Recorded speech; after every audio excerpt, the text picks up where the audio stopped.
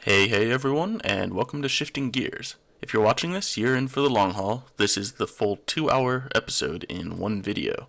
If you'd prefer, I've got this video split into 4 parts, and they're linked below, so feel free to watch those if it's easier. Also, don't forget that I'll have my personal opinions typed out in a document linked below. And with that, let's get started. Alrighty, let's do this. So what's up everybody, and welcome to the first panel in this series. Today we're going to be discussing Horde mode, but before we get too much further into this, let's go ahead and introduce our guest. So Pete, we'll start with you. What's up guys, my name is Pete, otherwise known as the Razored Edge. I've been kind of part of the Gears community since about early 2007, kind of got introduced to the game in or around then. Been active in the YouTube content creating scene and Twitch streaming scene for Gears of War, and still chugging on. Alright, up next we have Robert. Hi there everyone, what's up? This is the One Gunman here. I'm called Robert. I've been part of the Gears of War community since very late 2008. Competitive Horde mode player. I dabble in a bit of PvP here and there, but primarily it's Horde, and I'm one of the only people in the world to have beaten all 34 maps on Gears of War 4 on Inconceivable. Nice. Alright, Very and nice. Last but not least, we have Cherry Quench. Alright, so as you said, I'm Cherry Quench. I mainly do Twitch streaming for Gears of War.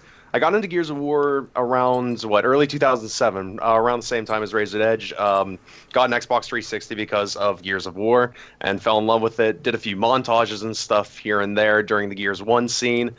Came back during Gears 4 about a month after release, and I've been just streaming Horde usually about 2-3 times a week on that, usually playing on like Insane or so. Cool. I guess I might as well talk about how I play. If man. you guys are doing it, I might as well do it. Go for it. So I've been playing Gears since Christmas '07. About a year or so ago, I started doing some YouTube stuff, primarily Horde-based. I like to play on Inconceivable and Insane. I've done a few things with no fortifications, but mostly I just try to figure out the best way to abuse the system and use sentries and turrets We love you nonstop. for it. We love you for it. Yep. And just like my job in real life, I love to be the engineer, and my teammates hate me for it. So, Oh yeah. all right, now that that's out of the way, let's hop into some of today's topics. And I think probably the best way to start things out in a Horde discussion is let's talk about the class system.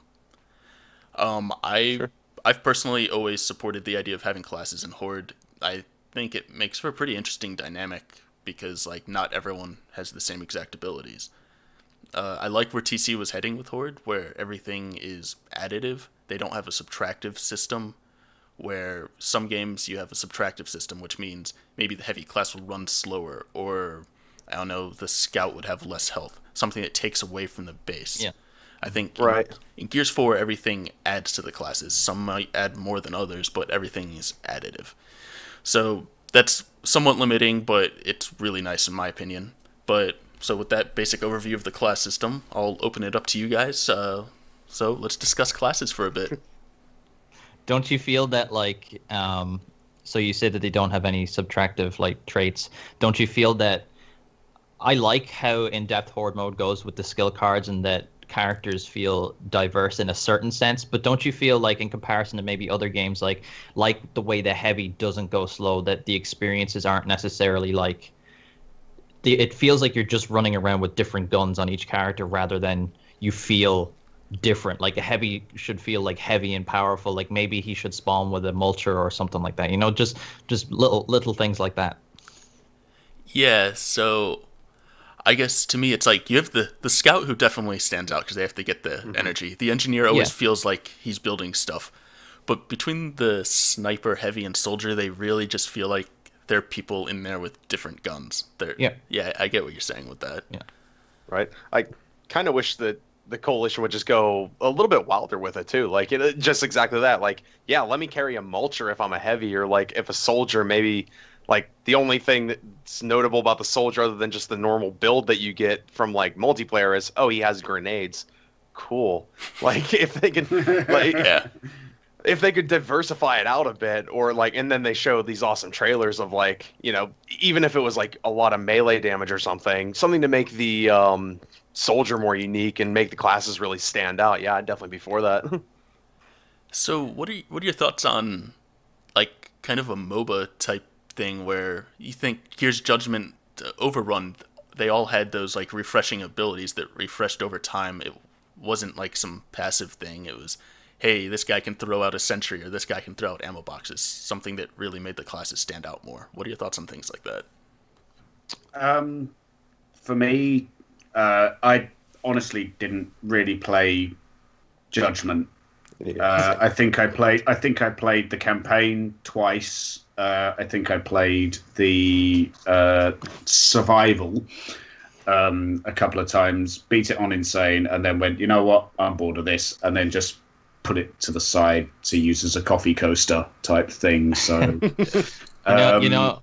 you know what I think is a real shame though is that like Judgment gets a lot of flack, but Overrun is probably one of the most stellar game modes that the Gears franchise has ever seen, and it gets completely glossed over just because Judgment has this kind of bad taste in people's mouths. But like Wendell Hoyle like just absolutely blew, like he took Horde mode and multiplayer and blended that together, and I think that's something that Gears of War 4 kind of needed. It needed like that bridge gap because the Horde community and the Versus community always see themselves as separate things, but kind of giving us an opportunity to play as the monsters.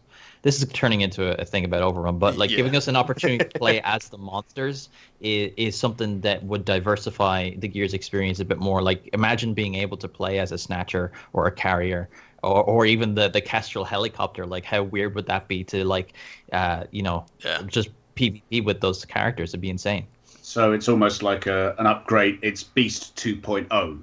Right. It's Beast and Horde combined together. Yeah, it is. It really is. It really is that. And I would have liked to have seen even a Beast 2.0, like, PvP on multiplayer maps. Like, so that means they didn't have to build unique maps for Overrun. They could just do PvP on the base maps, but the other team could play as the monsters instead, or maybe have like one player against 5. As one is the carrier and the other 5 is people. But anyway, we should get back to Horde mode. I have so many ideas about other stuff. Yeah. But Talk about the future. Real quick before we get back to Horde is just something you mentioned there, Beast 2.0, where we have Horde 3.0. Do you think it's about time that they drop that whole .0? Or like 3.0? Yes. They just call it Horde and Beast. it's a gimmick that will stick. People will like ask where 4.0 is. Like it's kind of like seriously, right? Like they'll keep putting that on the end of it. Yeah. God. It's almost. Go ahead. No. I was just going to say, obviously in the first Gears you had Seriously 2.0, Seriously 3.0, Seriously 4.0. So they'll probably, like Pete said, they'll probably stick with the same thing for Horde modes, because there was no point saying Versus 2.0. Because it's always going to be the same. Whereas Horde has kind of evolved. So obviously Gears 2, you basically had a boom shield, and you basically had to try and create your defense there. Gears 3, you obviously had the silverback and again boom shields as well, and that's something I miss in Gears 4. In terms of cover, I really wish you could just spawn a boom shield from the fabricator, right? Or have some form of deployable cover. You can basically level 1 boom shield, level 2 just like sandbags. Right. Yeah, Even relating building, that back to though. A little bit. Oh god. I was just gonna say, even building like that's where I kept bringing that up too. Is just like even having a wall, just so you could make interesting setups, or like put the fabricator in like some odd end position, like in the middle of Fallout, for example, and just have a wall to help protect one side even would make a world of difference. Yeah, for sure. I think, but back to Horde 3.0 though, like I feel like they could have gone places with classes that they just kind of missed a few notes with. Like I think, remember. So you notice that like the Pouncer and the Juvies can get up on top of places that like no one else can. Like there's no reason to get up there. I think it would have been nice if maybe the engineer or the even the sniper, like in Judgment, Like could climb overrun. up could climb up on those places. Or if that's something that they don't want because they feel like it might cause technical problems, maybe like breaching in-game boundaries or something like that. Maybe the engineer could have placed like smaller turrets, auto turrets on top of the walls and stuff like that, and like maybe I don't know, like, and then this kind of goes like, why didn't they put in extra classes like a medic and stuff like that? Like, why didn't they go that far with it? Yeah, Yeah, that's so- what I was looking for. Go ahead, Chaps. Oh no, I was gonna say, Cherry, you were bringing that up before we started recording this. Is you wanted more classes? So. Like, that's exactly what I was looking for. Like, and you kind of brought it up earlier with sort of the MOBA style, kind of in a way, or at least that like hit a hot button where I was like, I'm a big fan of MOBA games, or like Smite is really my go-to. And I love the class-based system. That guy that's your tank, you have your DPSs, you have your supports and things like that, people that are healing. Having that's a really cool idea, and what I really dig that they added the class system in here, because it's the start of that, is what it feels like. You have your sniper, soldier, and heavy, which are your DPS classes. Engineer is kind of I'm controlling the entire base. I'm mom, and this is my house. And then the scouts going and grabbing the money. But like, if they diversified that a little bit, or that's what we were talking about earlier, where I would like to see like a tankier Scorcher class or something like that. Bring the Scorcher back if you're bringing back a few different weapons. Get another tank in there, so it's not just I'm the scout that is the highest health. I'm the fastest moving. I'm picking up all the power. Oh, hey, and I have to save all of you guys while I'm at it. Yeah. Right. So this kind of path that we're talking about here, this kind of that's the kind of DLC and updates that would be exciting, right? Like a whole new character being brought, or type of character to play as. Kind of like if you look at Rainbow Six Siege, for example, like they're constantly introducing new types of characters, like Sledge and all those like different characters with different traits. So like if they're going, this month we have this brand new class that does this and it's super different and we'll change the way you play Horde. It's not just the status quo of what you've been doing for the past year and a half. I think that kind of stuff, like you said, like a heavy flamethrower class, like maybe weapon specific characters, like make it really like niche as to what they are. Like instead of having a heavy that can do X, Y, and Z, like maybe limit him but make him powerful, and kind of make that there's a bunch of classes that specialize in different things rather than just having a few. Yeah, and one thing Gears started to do pretty well with some of their classes, which would make DLC ones even better, is the way the classes interact with each other. Like, this heavy is really good on a turret, but maybe the engineer has the turret cost card, so they work well together. And stuff like that, where it's like, it's adding a new class isn't just adding a new player to play as, it's adding a ton of new meta of like how these classes can interact and what different combinations you can have. Right. Okay. And it is nice. Oh, go ahead. No, go ahead. I was going to change things a little bit. I was going to say, and that's where it's cool that there is a meta for Gears. Like, all of a sudden now, the newest update involved getting the Berserker and Stand cards. Yeah. Oh, someone's mic just came out. Yeah, sorry, that was mine. It was coming across really, really distorted, and I couldn't hear a damn word for the past 5 minutes, so I've been trying to sort that out. But it sounds crystal clear now. So okay, cool. All right, no worries. But yeah, we're like, I mean, first off, I didn't think the heavy needed a buff. I don't know about you guys, but like, I thought the drop shot, I'm like, all right, I'm already getting like, if I land 3 drop shots on a snatcher already, it's game over. But okay, now it's even stronger. Well, I found that I wasn't using the heavy at all, so maybe it needed an update. I feel like that, I don't know, just for whatever reason, it wasn't intentional. Like I wasn't like, screw the heavy. I just, for whatever reason, had no desire to play as him. So maybe they want to make him a bit more OP. So it's like, so you feel like you're kind of doing more damage in the game, as a kind of to make it satisfying.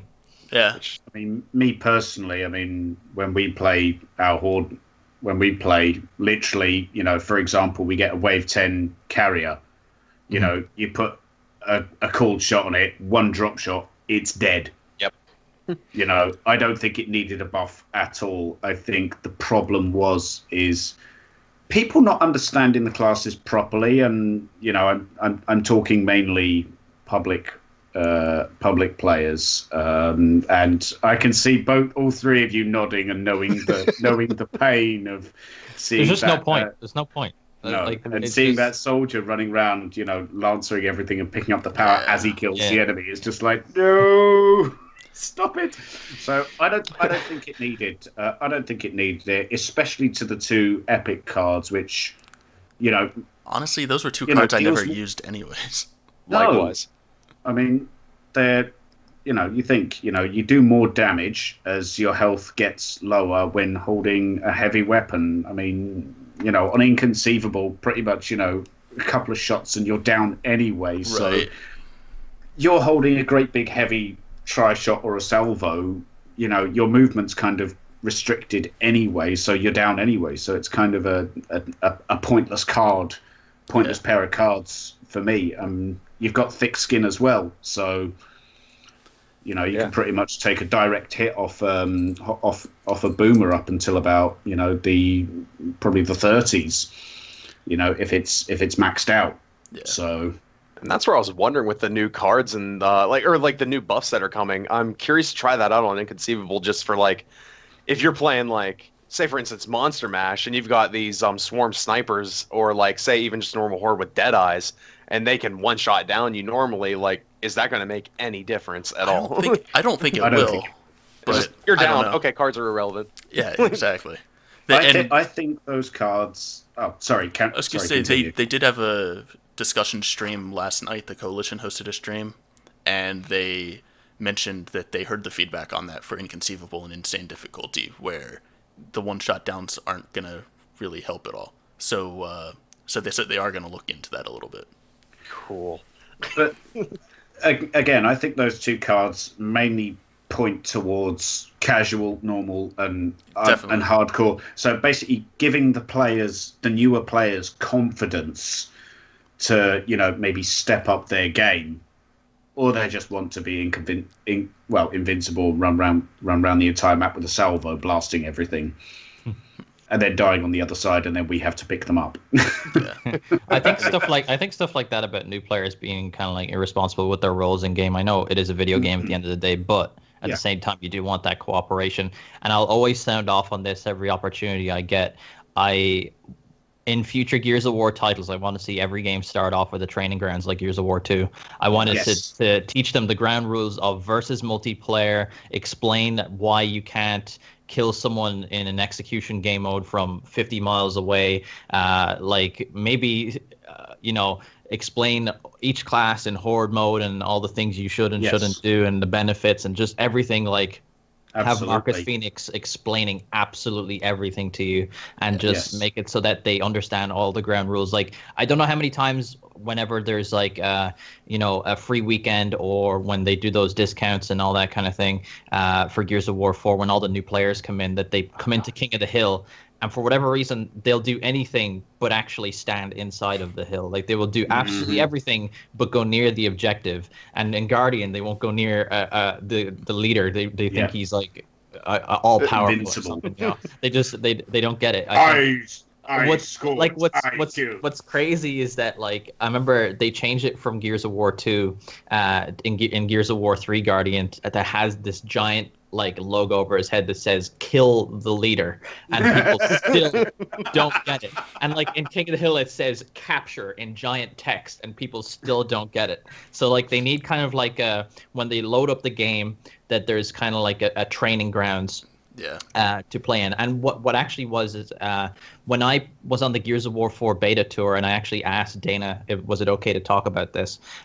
There was a level that they had in the beta build of the game. It actually did leak online, I think. It was a green screen area where you could walk through and test how to do the new knife executions and all that kind of thing. And it was kind of it had dummy soldiers on, you could figure out what way you want to shoot the Nasher and get a feel for all the new guns and stuff like that. That'd be really nice. Just a mock-up of just it's a non-aggressive situation for a new player. Even when they go into co-op versus, the bots rush them and destroy them. They're oh, this is too intense. So if they had an immobile character model standing in front of them, they could just okay, oh, this is a shotgun, oh, this is a lancer, oh, this is a grenade, just stuff like that to get familiar with the game, instead of kind of being overwhelmed by how intense Gears can be.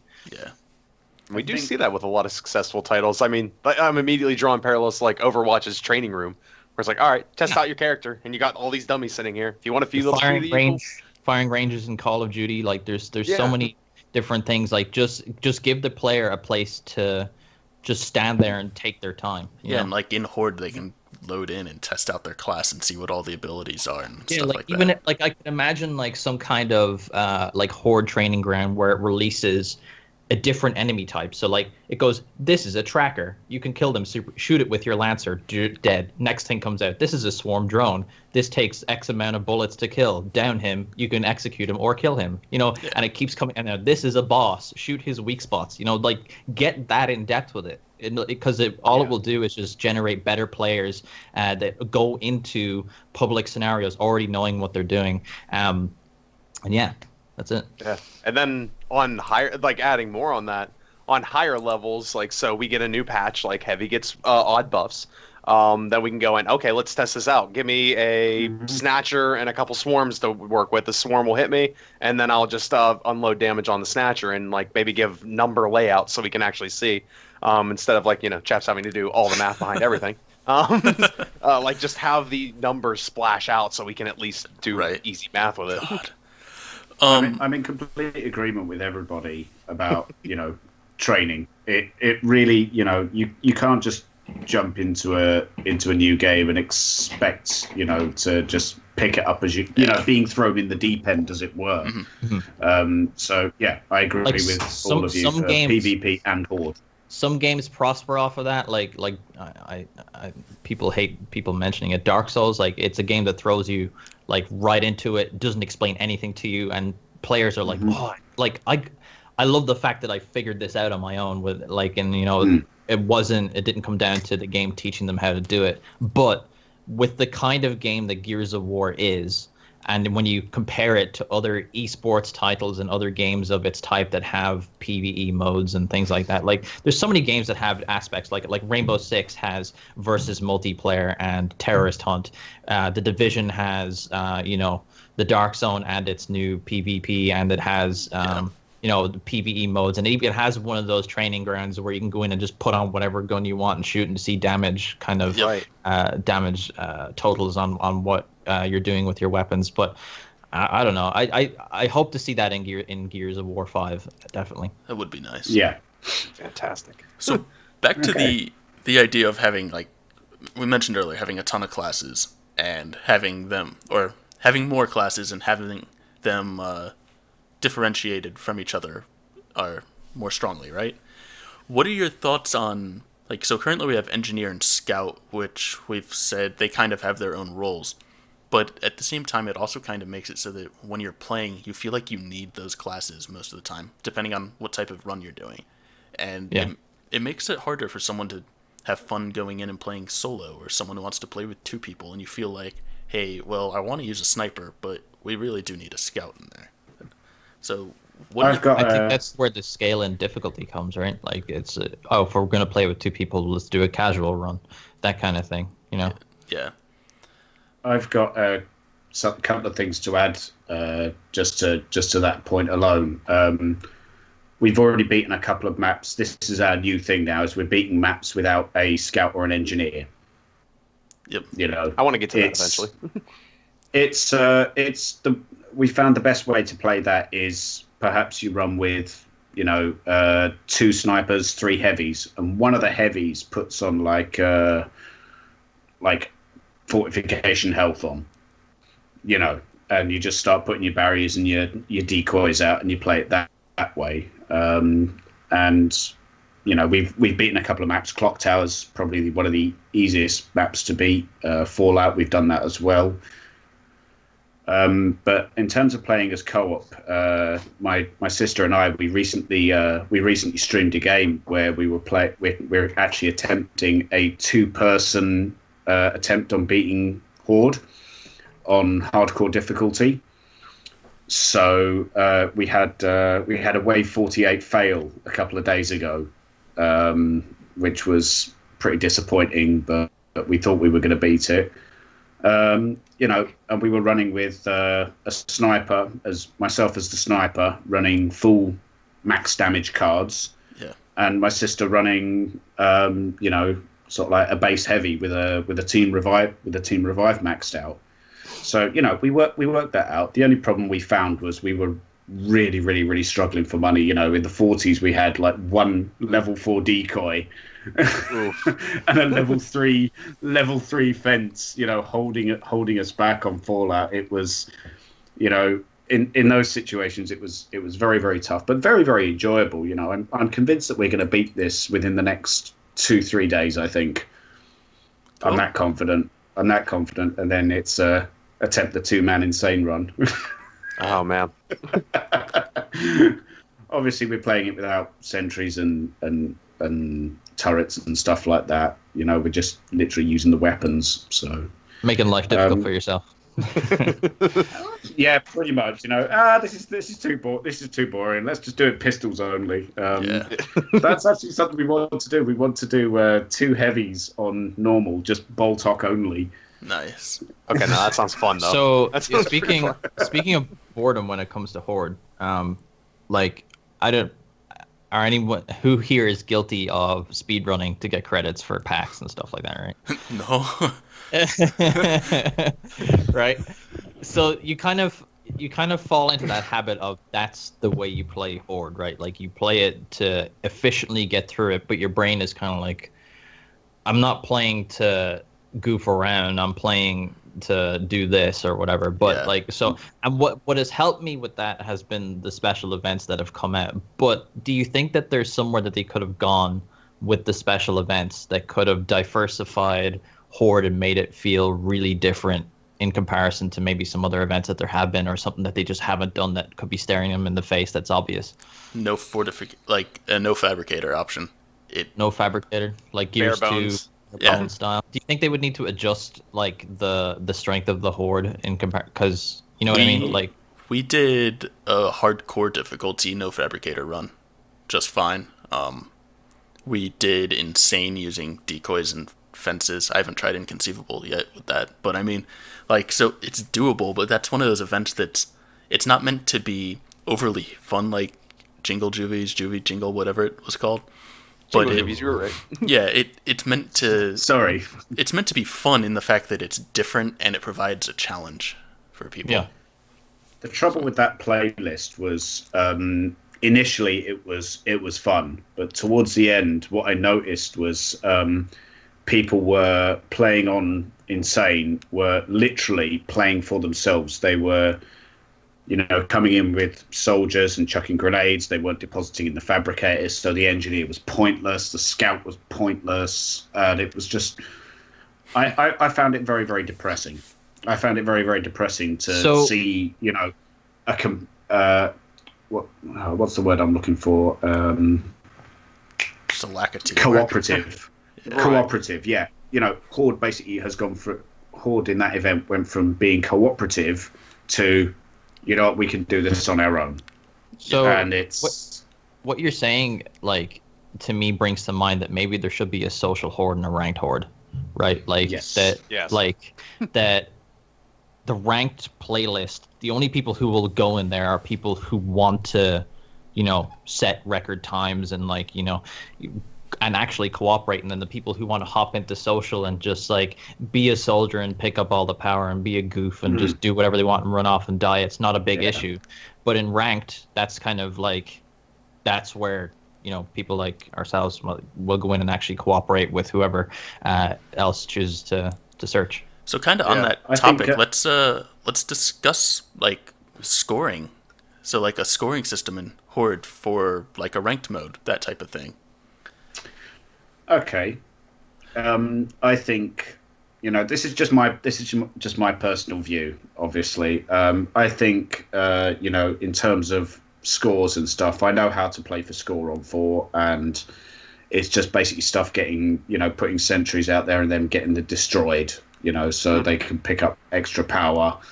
I think that if you're using sentries and turrets, I think you should have a score reduction.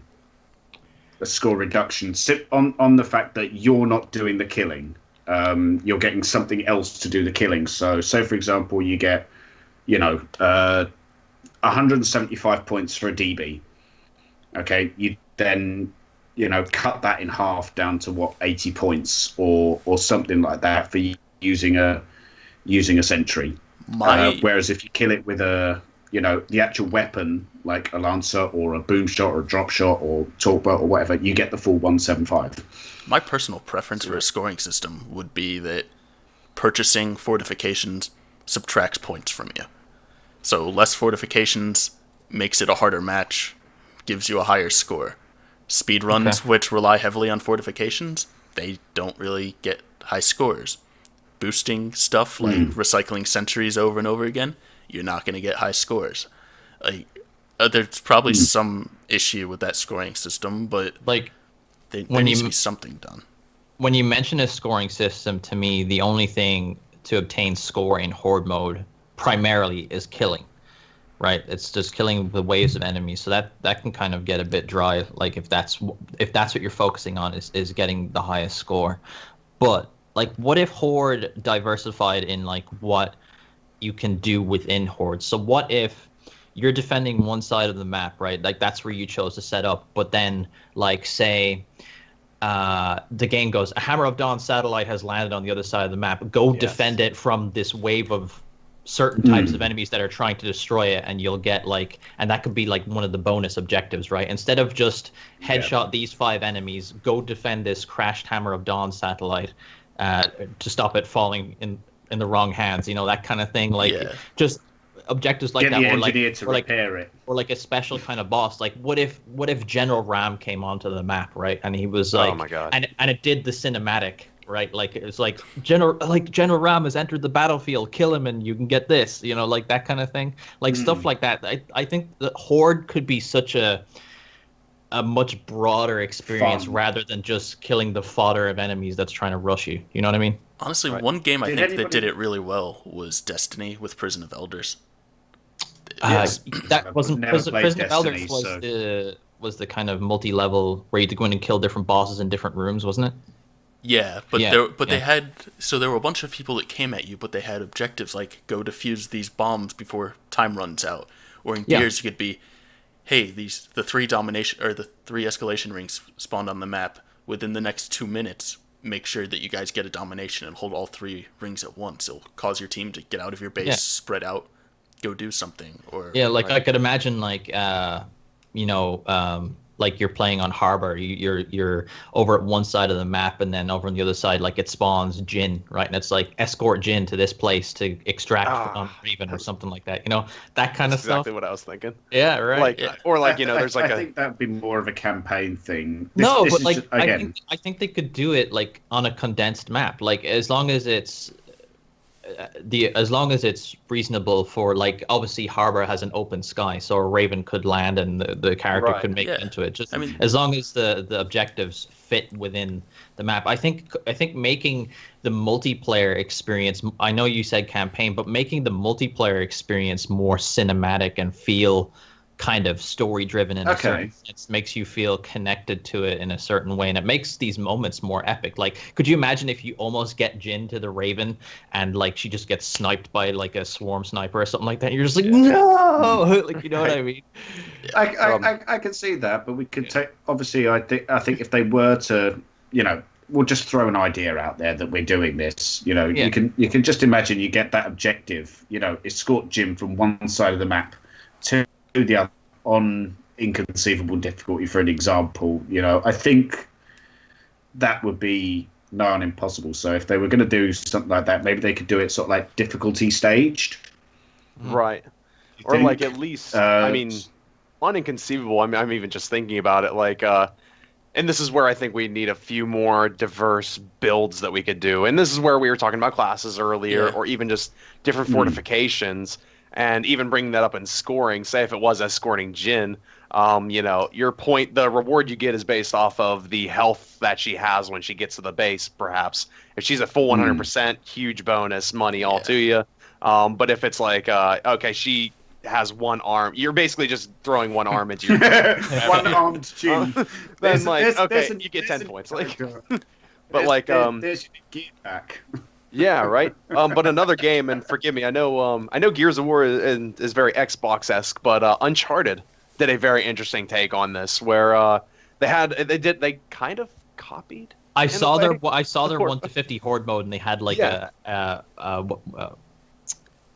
what fabricator. They had their own version of a fabricator. Like it just looked like a toolbox. Yeah, I saw that. I went over to it and I just went, okay. Yeah. But still, like, it was like, first off, Gears was a lot better with that. But second off, what was interesting for Uncharted though is they threw in all these special events. Like all of a sudden, hey, all of these enemies now throw like grenades that slow you down, for example, or take out this boss on this particular wave. And a lot of times things would happen at random. Hey, there's a treasure on the other side of the map. I need you to bring it back here in one of the waves.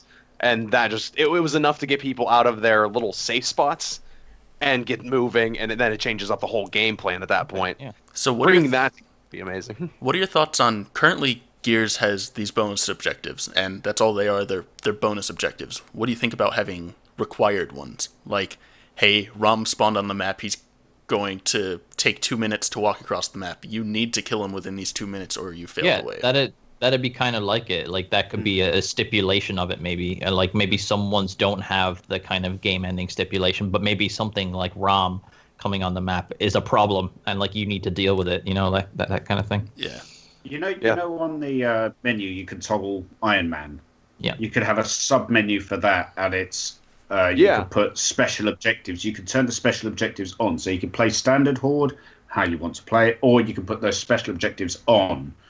And so, for example, you know, obviously Iron Man gives what I think it's a 5% XP boost. Is it something like so? that? So maybe with that you could do like, you know, that gives a 5% XP boost as well, or whatever. I'm just throwing that number out there. You know, 5% XP boost. You know, for turning that on. So potentially you've got your insane multiplier plus your wave survival plus that. So potentially that could be the way to you know, possibly push up scores. Yeah, and as well, like, variety is just a spice of life, really, where, like, they have some solid ones now. I mean, I like doing the survival waves, and I mean, it's disheartening when one enemy's left and that one enemy kills your teammate. Very unfortunate. But, like, then there's, like, just having more of those. Yeah, ROM, escort missions, grab this on the other side of the map. Maybe there's a cash deposit of something we got to grab. Just getting more of those keeps it interesting, and trying to make those work on Inconceivable then's the kicker. Because, I mean, we've got getting stabbed. Right. Oh, speaking of stab, though, you get those Retro Lancer ones, and you get those executions on Inconceivable. Yeah. I'm just like, no, they don't exist. It's like, even if it's like wave 4, you're like, nah, I'm not going for that.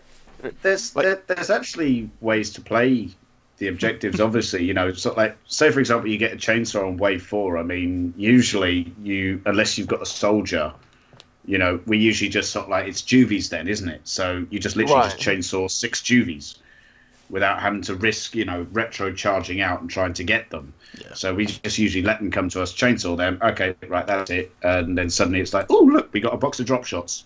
Apparently people frown on you retro charging as a scout right into people like wave 40 plus on Inconceivable. They don't like that. I've learned this. Don't they? At least they don't. I've never had any problems. I get smacked by a Scion, and I'm like, oh, okay, I'm gone. Bye. Yeah. So, in terms of making, you know, on the theme of making Horde more exciting and all that, so those objective waves, they constantly kind of bring to mind, what if those weren't like something like that, but it was expanded to be like a weekly challenge, right? Like, so, you know, like this week get 500 Lancer kills. I know it could be much broader than that. Like something that, like, by the start of the week, you're kind of panicking to get it. Like the entire week, you're like, yes, I got that, and you get like a big chunk of scrap or something to level up your skill cards. Because I think at the rate at which you can earn for your skill cards is like I play a lot of Horde. I've taken a little bit of a break from it, and I know like Chaps and you guys probably grind it, but you probably don't have all of your skill cards like near up, right? Like if you do, that's impressive. I'm like, 55%. I just upgraded a bunch of stuff this morning. I'm 55% of the way to maxing everything. Right. And do you think for insane and above that you should be guaranteed an epic skill card reward, like that, instead of being given a common or a rare? Yeah. That's something I was hoping to bring up. I actually did a public inconceivable game with one of my friends. God bless. And on wave 30, I got turret health.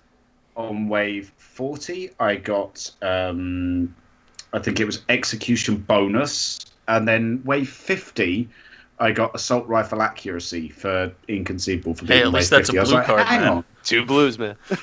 that's No, I pretty good. got two greens and 1 blue. And I was like, hang on, not being funny. I thought this was supposed to, give you, high difficulty, higher rewards, like Pete just said. I think that's pretty bad. But at the same time, I don't think they should limit it to public.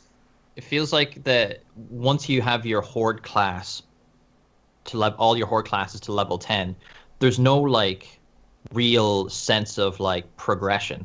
It's all like about maybe getting the reward of the card that you want to level up. And then if you don't, you get like this measly amount of scrap that doesn't even get you like the next level on a card. Like it's actually ridiculous. Like I understand that there's a pacing that they want to make the game have longevity, like the re-ups and stuff like that, to make it so that into the future you're still like not fully leveled up yet. And I get that. Like games like Battlefield 3 did really well with the general ranks. I forget what they were called, but like it was kind of ranks that went beyond the 1 to 50.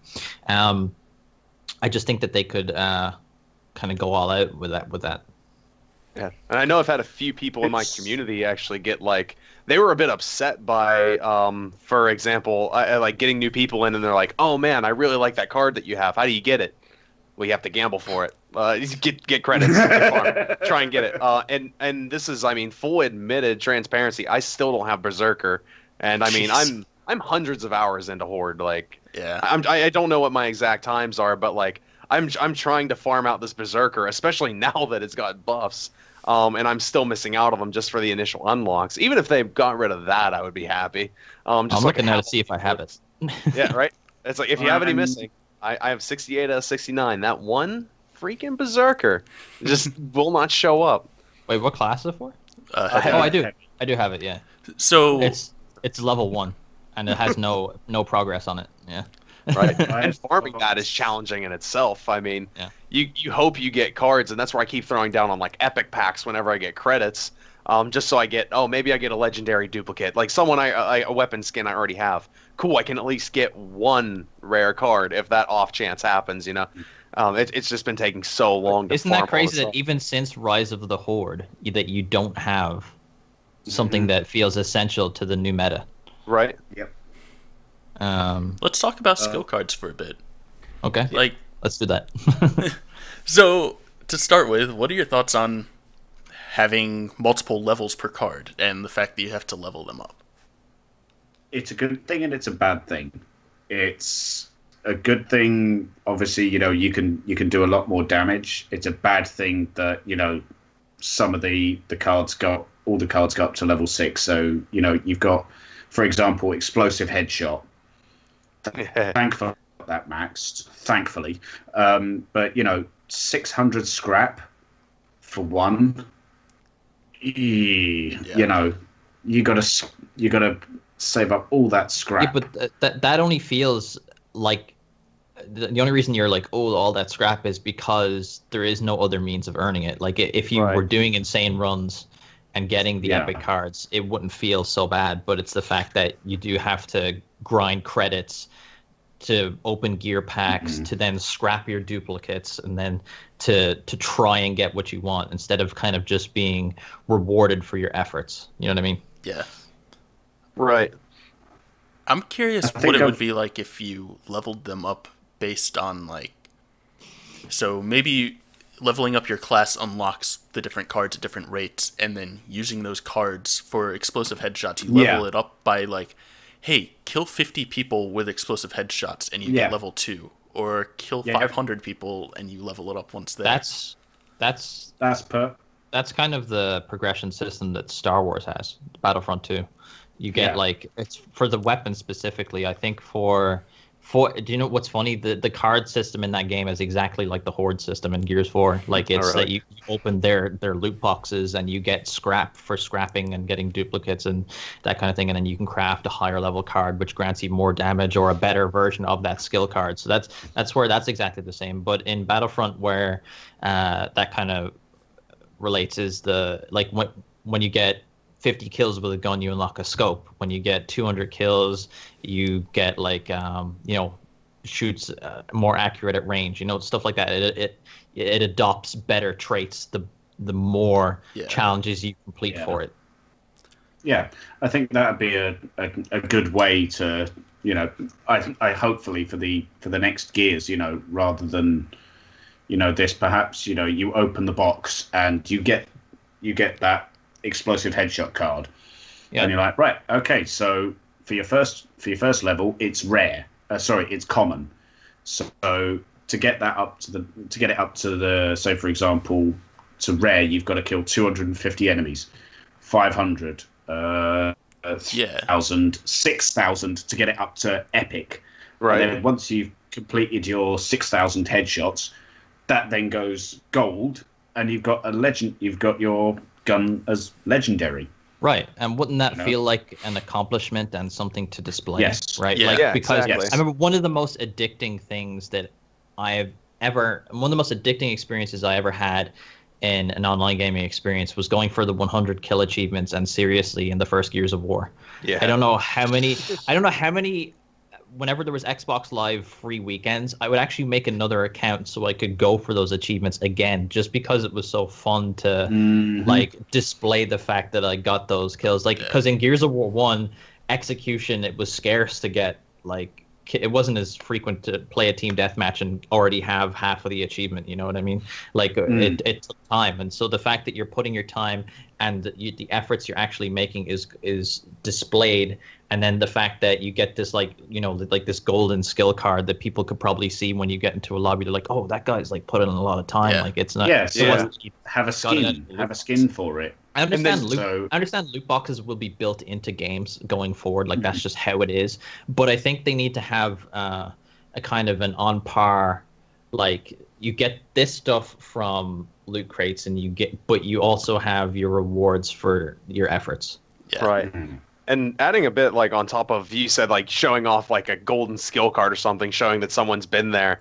I noticed one of the big issues we have with public is the amount of people that quit out immediately, or wave 5, wave 10, and everybody just nodded.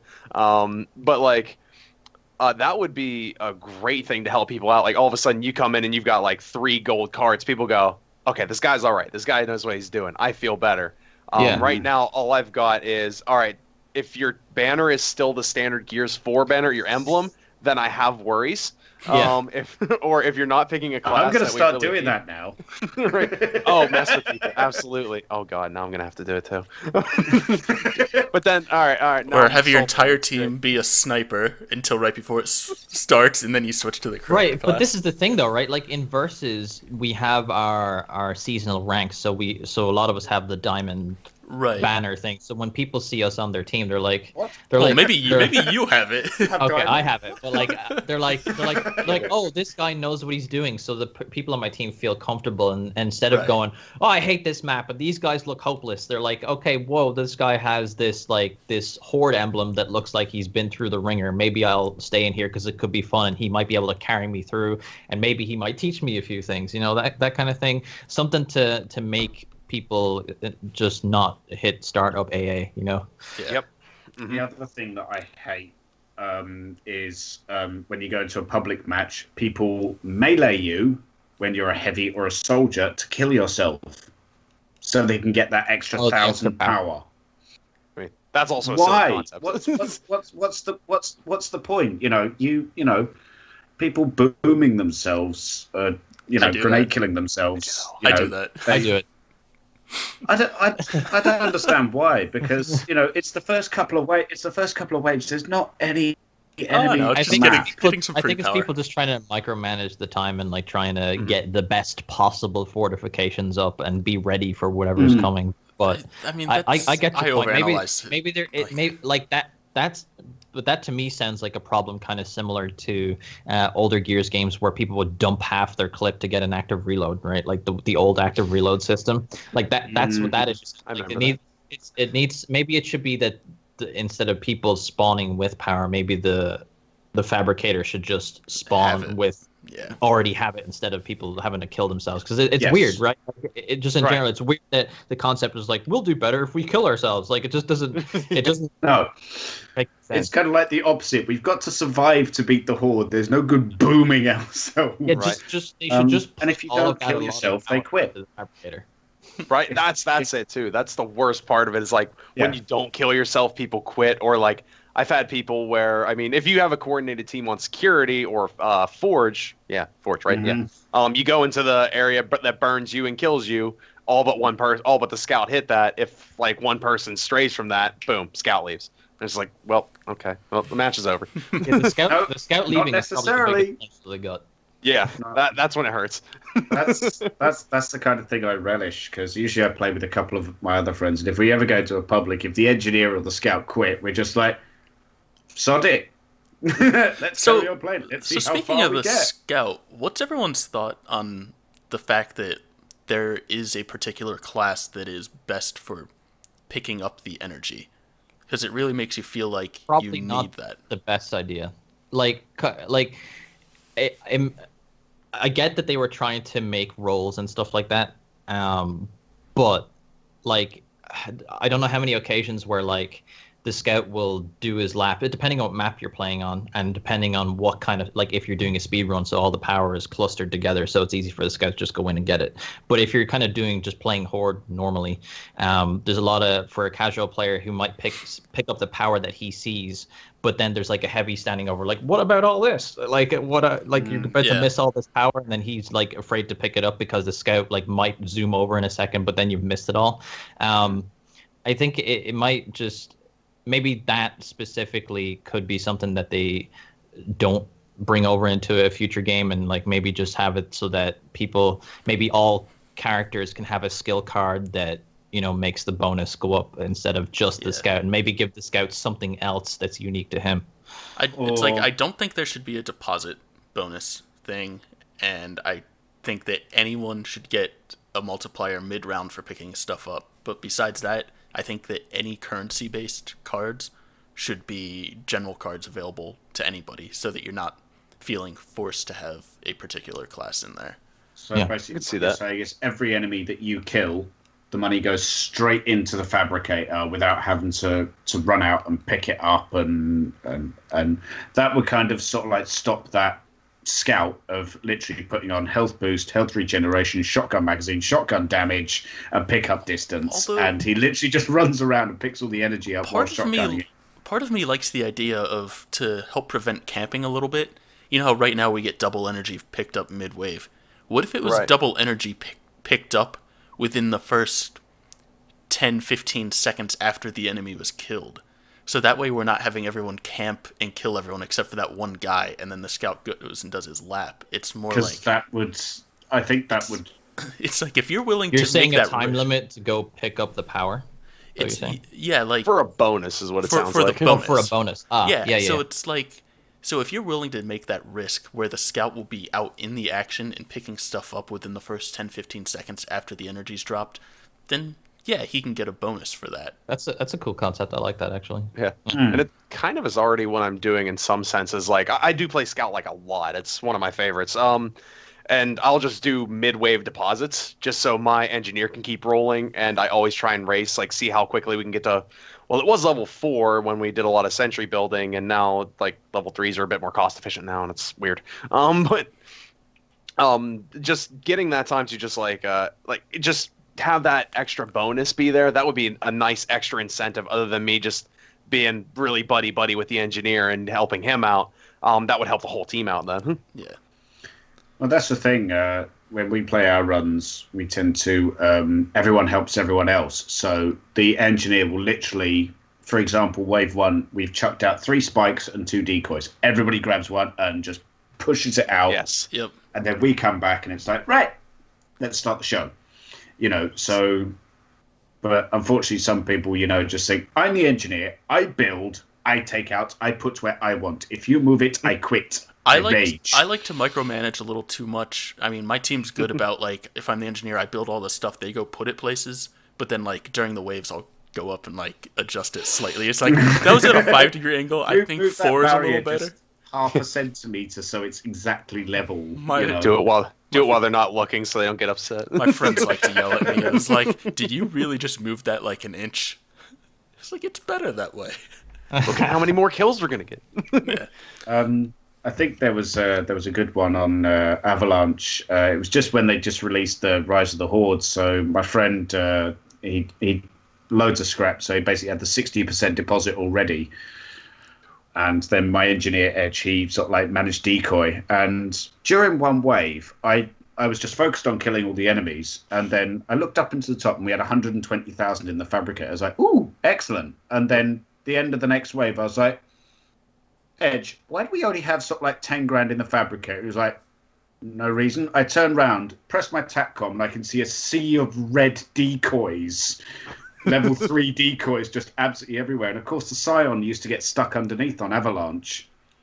So we spent all that time moving all the decoys down, surrounded him, all stood next to him, took a screenshot, and said, behind the scenes at Horde, we're all good friends, really.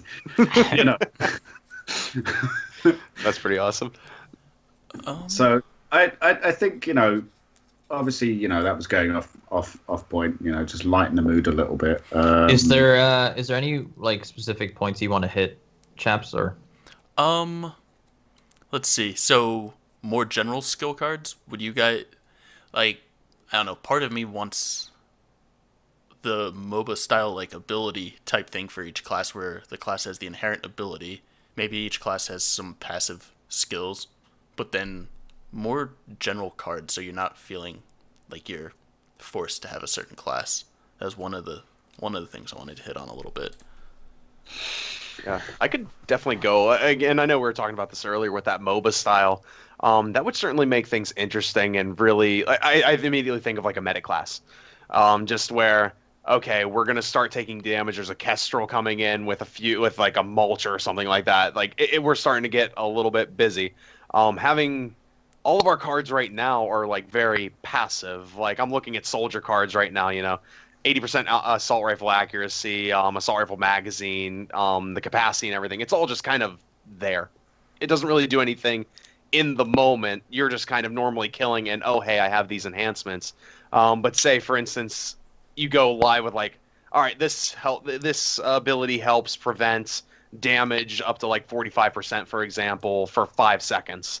If you see like a Mulcher's about to unload on your scout and you're able to get near him and use that really quick, that'd be some cool. That would lead itself to some really interesting tactics. So almost like Mass Effect 3 multiplayer with the biotics, like the Asaris and stuff. You know, you could do like a biotic charge into, you know, the enemies and stuff. You know, so I don't know. I think that's a bit too futuristic-y.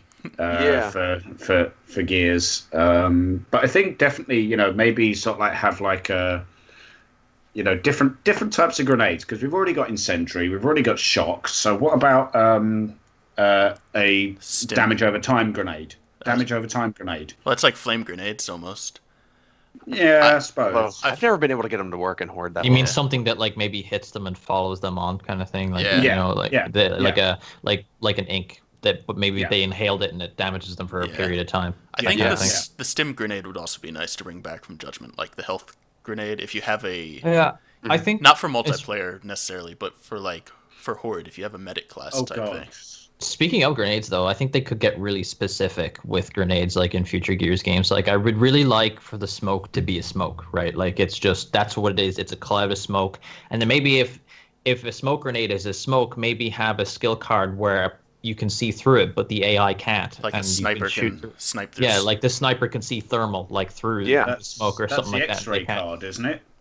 Is it? Well, that's seeing through walls. Kind of, Think through walls. sorta-ish.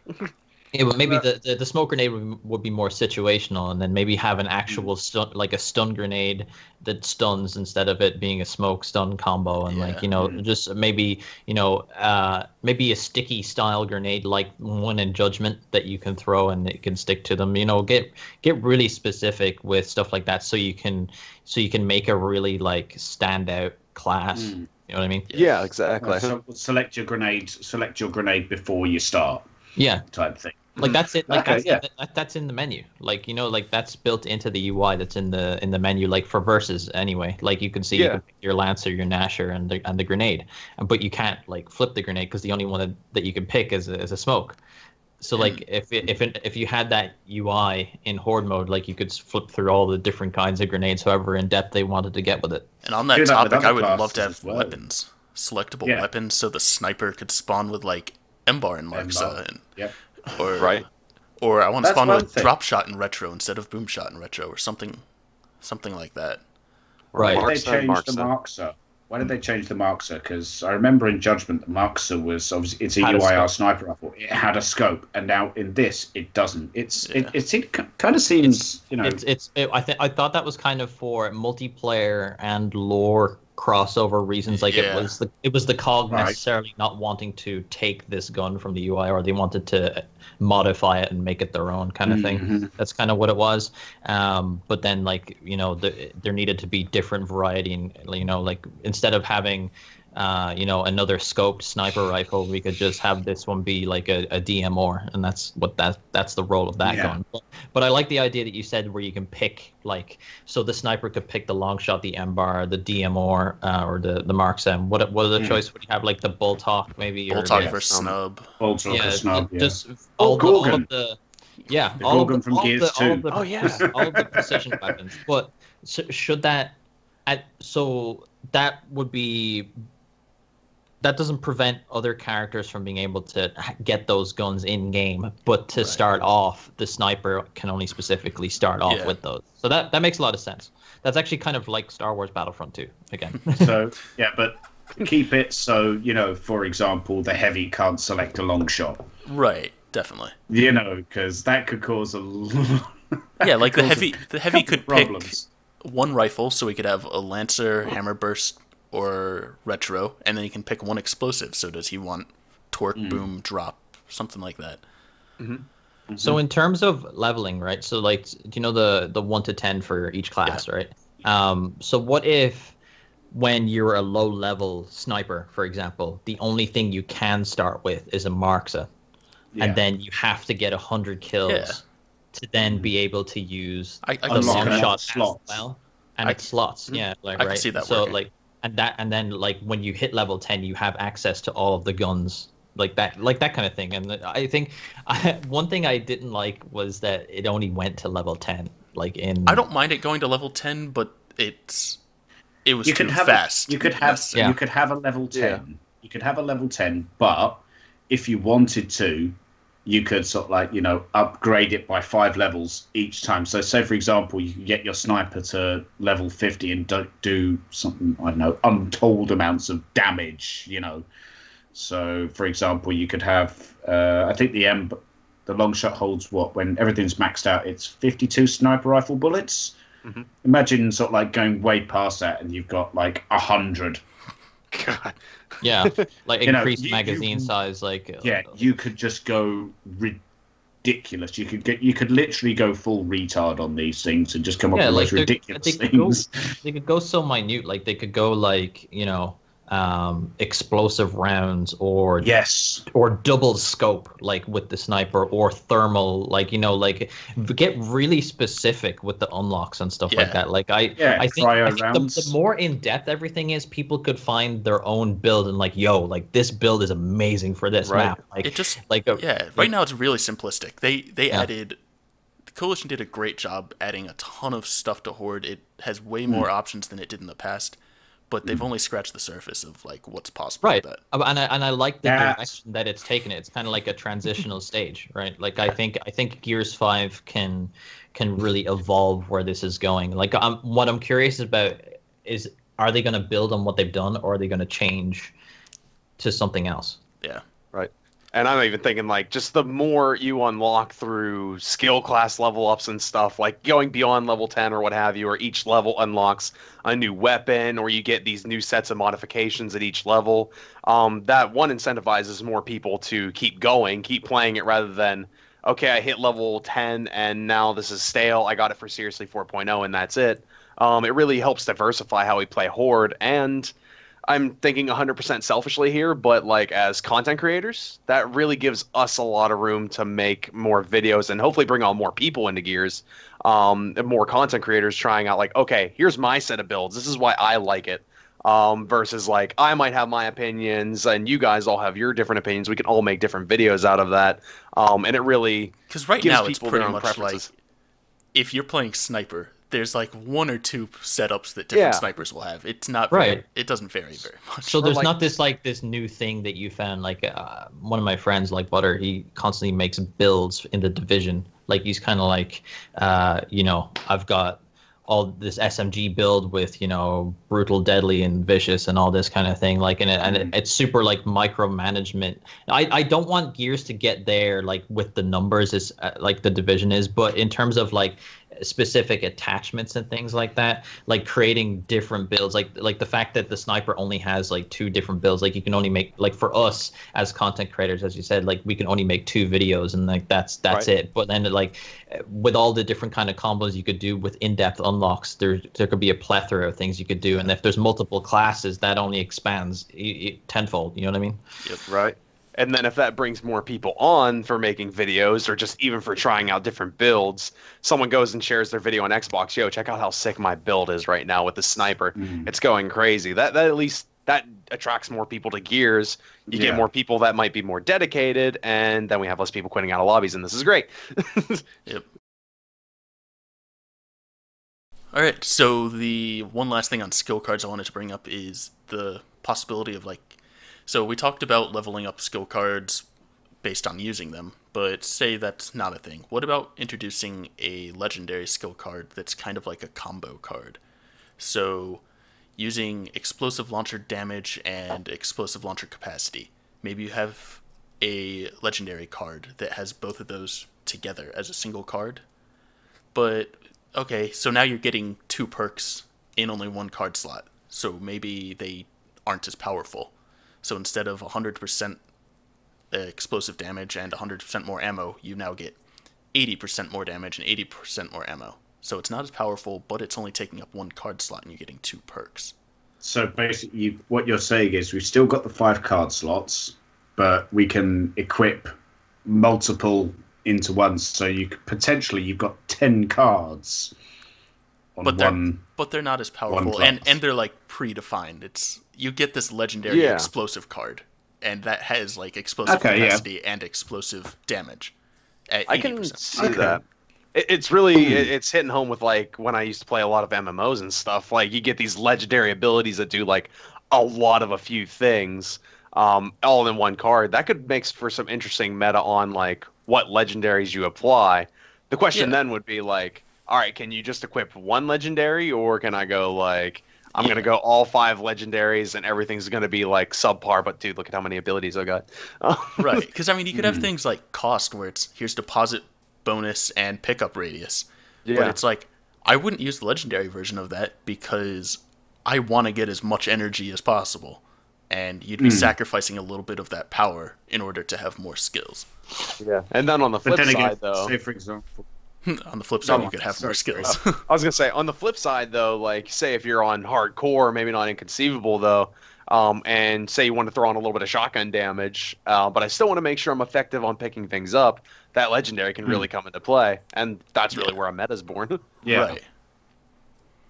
So yeah, I mean, even if you do sacrifice sort of like your deposit bonus, your engineer, even if he hasn't unlocked those legendary cards, he's still got like the 50% deposit, 50% discount on decoys, fences, and whatever else. It's not going to be a huge thing because if you remember, before the Rise of the Horde update, it only went up to level 5, so it was only like 50% It was only like 50% anyway, or something like that. So it wouldn't make a huge amount of difference anyway, I don't think. Yeah. And how would those legendary skill cards be earned? Like, would there be a specific way? I don't know. That's one. So I've seen people discuss this on forums and Reddit and stuff before, and one thing someone brought up is like, well, they'd need to change the scrap system for scrapping or for creating cards, because if you want to get like a level 6 legendary and it costs 2,400 scrap per card. Yeah, I think this scrap is an extra currency that shouldn't exist. I don't think. Yeah. I think it should just be credits, and that's how it is. And you could like pay for your character with credits and all that kind of thing. But since you're talking about like quirky legendary cards like that, like what if so we're talking about like, remember we were talking about like progress versus built-in microtransactions, stuff like that. What if all the stuff you get for your class that you earn is like all stuff you do on your own, but in gear packs that come out maybe like monthly or whatever, there's these quirky like skill cards in it that you can pay for if you want, and it makes life easier, but maybe it's limited or something like that, or like kind of like Halo 5's Warzone, like the cards are expendable. You know what I mean? Like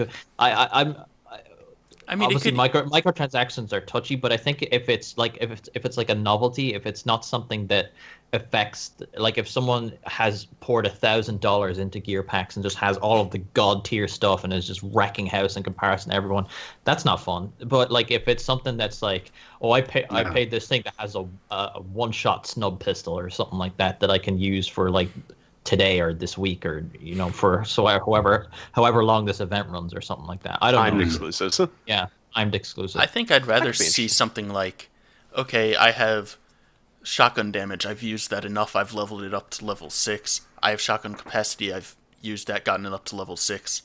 So now that they're both at 6, I can say, okay, now I'm able to create this legendary version of that, and then I can use, and that's level 1, and then I can use that enough times to level that up. So it's like you can take some of your top tier cards and say, okay, I've gotten these top tier now. They create this legendary one for me.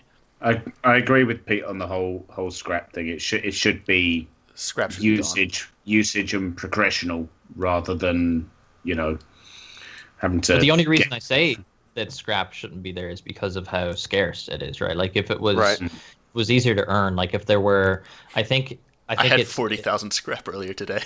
Yeah, it happens though sometimes. Yeah, like when those 400 credit gear packs come out, you're constantly getting those duplicates when you're trying to get that legendary character. So that it happens sometimes where you just have a surplus of scrap, but when you're constantly crafting bounties so you can earn credits and stuff, that stuff eventually whittles down.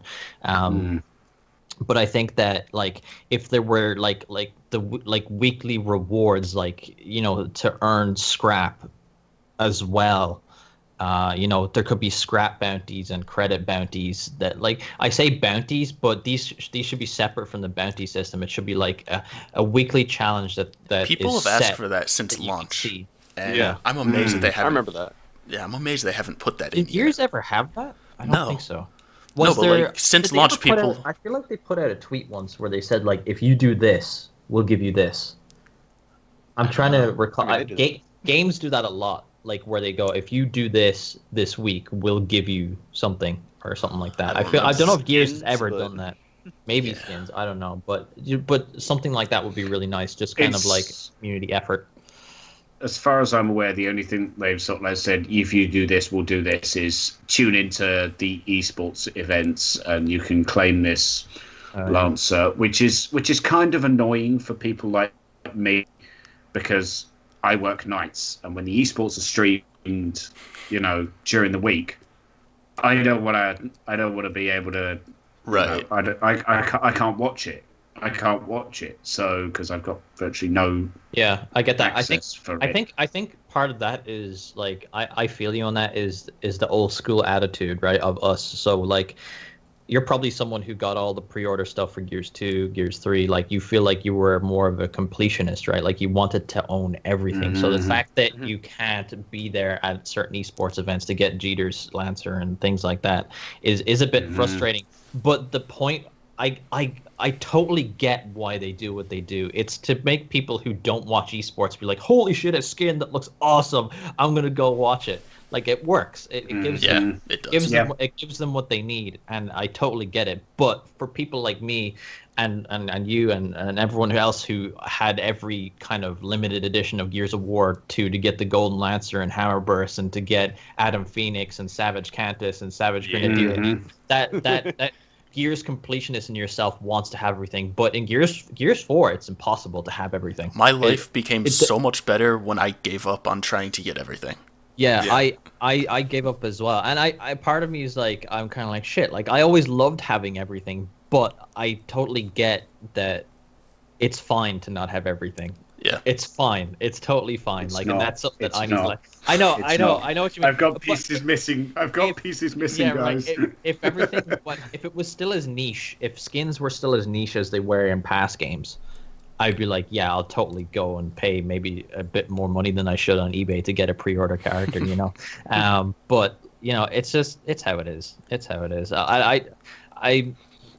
I think what's nice is that they do sometimes bring stuff back, like they brought Jeter's skin back again to get it. So like stuff does come back. Like I feel like they might redo some of the Phantom stuff and other things again, because sometimes people are pretty vocal about a particular thing that they didn't get, and there might be a lot of people who were like, hey, there was a problem, or you know, I just wasn't around, or esports wasn't as big as it was then, so people are like, shit, I didn't get that opportunity because I wasn't watching that, you know. Yeah, it's that struggle of exclusivity that really ends up hitting hard. Yeah. It's like, okay, darn, I want to show off how I did this thing that's exclusive, but then when I don't have that other one, I really hate those people that have it, and I wish that I could have it. Yeah, and the exclusivity thing, but at the same time, isn't it that like you don't? It's nice that you feel like you have something exclusive when everyone's running around with Phantom skins. It's kind of like, whatever. Yeah, it waters it down a bit. I'll rock something else. I'll rock something else, you know? Like, I personally rock the Acid Omen skin as much as I can because barely anybody has it. Let's see. So wrapping that up and moving on to the last topic that I had planned, and that is fortifications.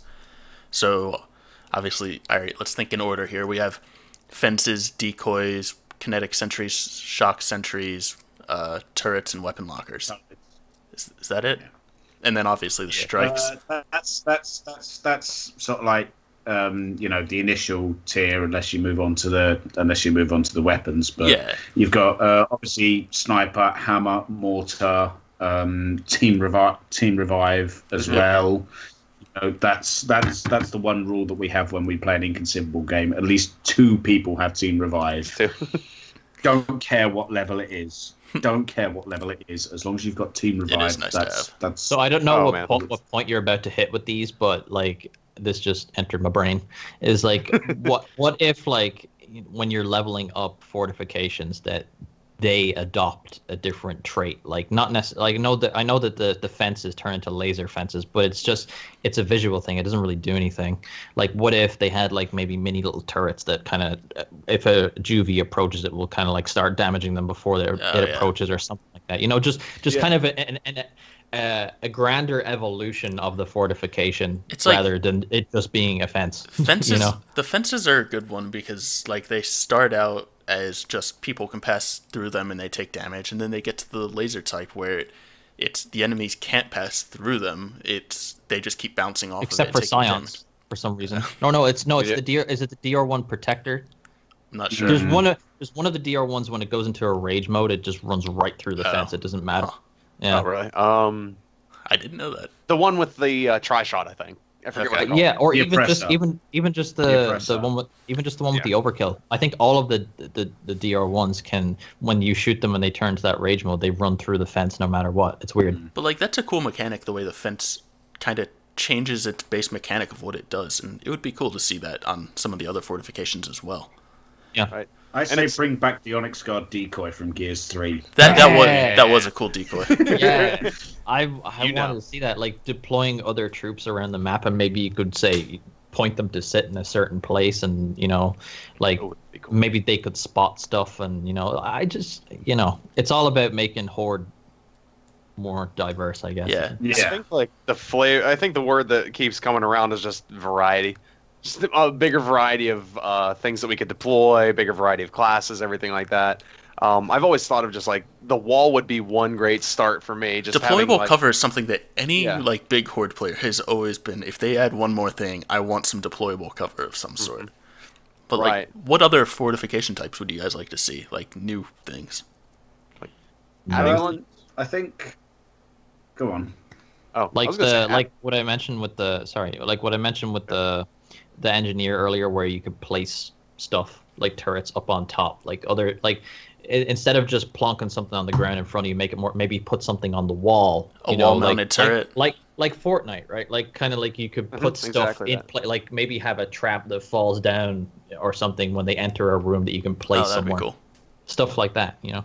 And having more stuff based off of classes would be really cool. Like, or where you were having the idea of like maybe calling a sniper or something like that. Maybe that'd be a soldier exclusive. Heavies, I mean, you have mortar strikes, but like they would actually be fortifications you can put out instead of this is a one-time event, and also the mortar strike misses a lot, and I don't like that. But Like we I thought, really just- my team thought about what about engineers have a strike where it drops like 3 level 4 turrets or not turrets, sentries on the map, and they'll start killing stuff. If you're able to get to one of them before it gets destroyed, it's yours. You keep it. could be interesting. I could get behind that.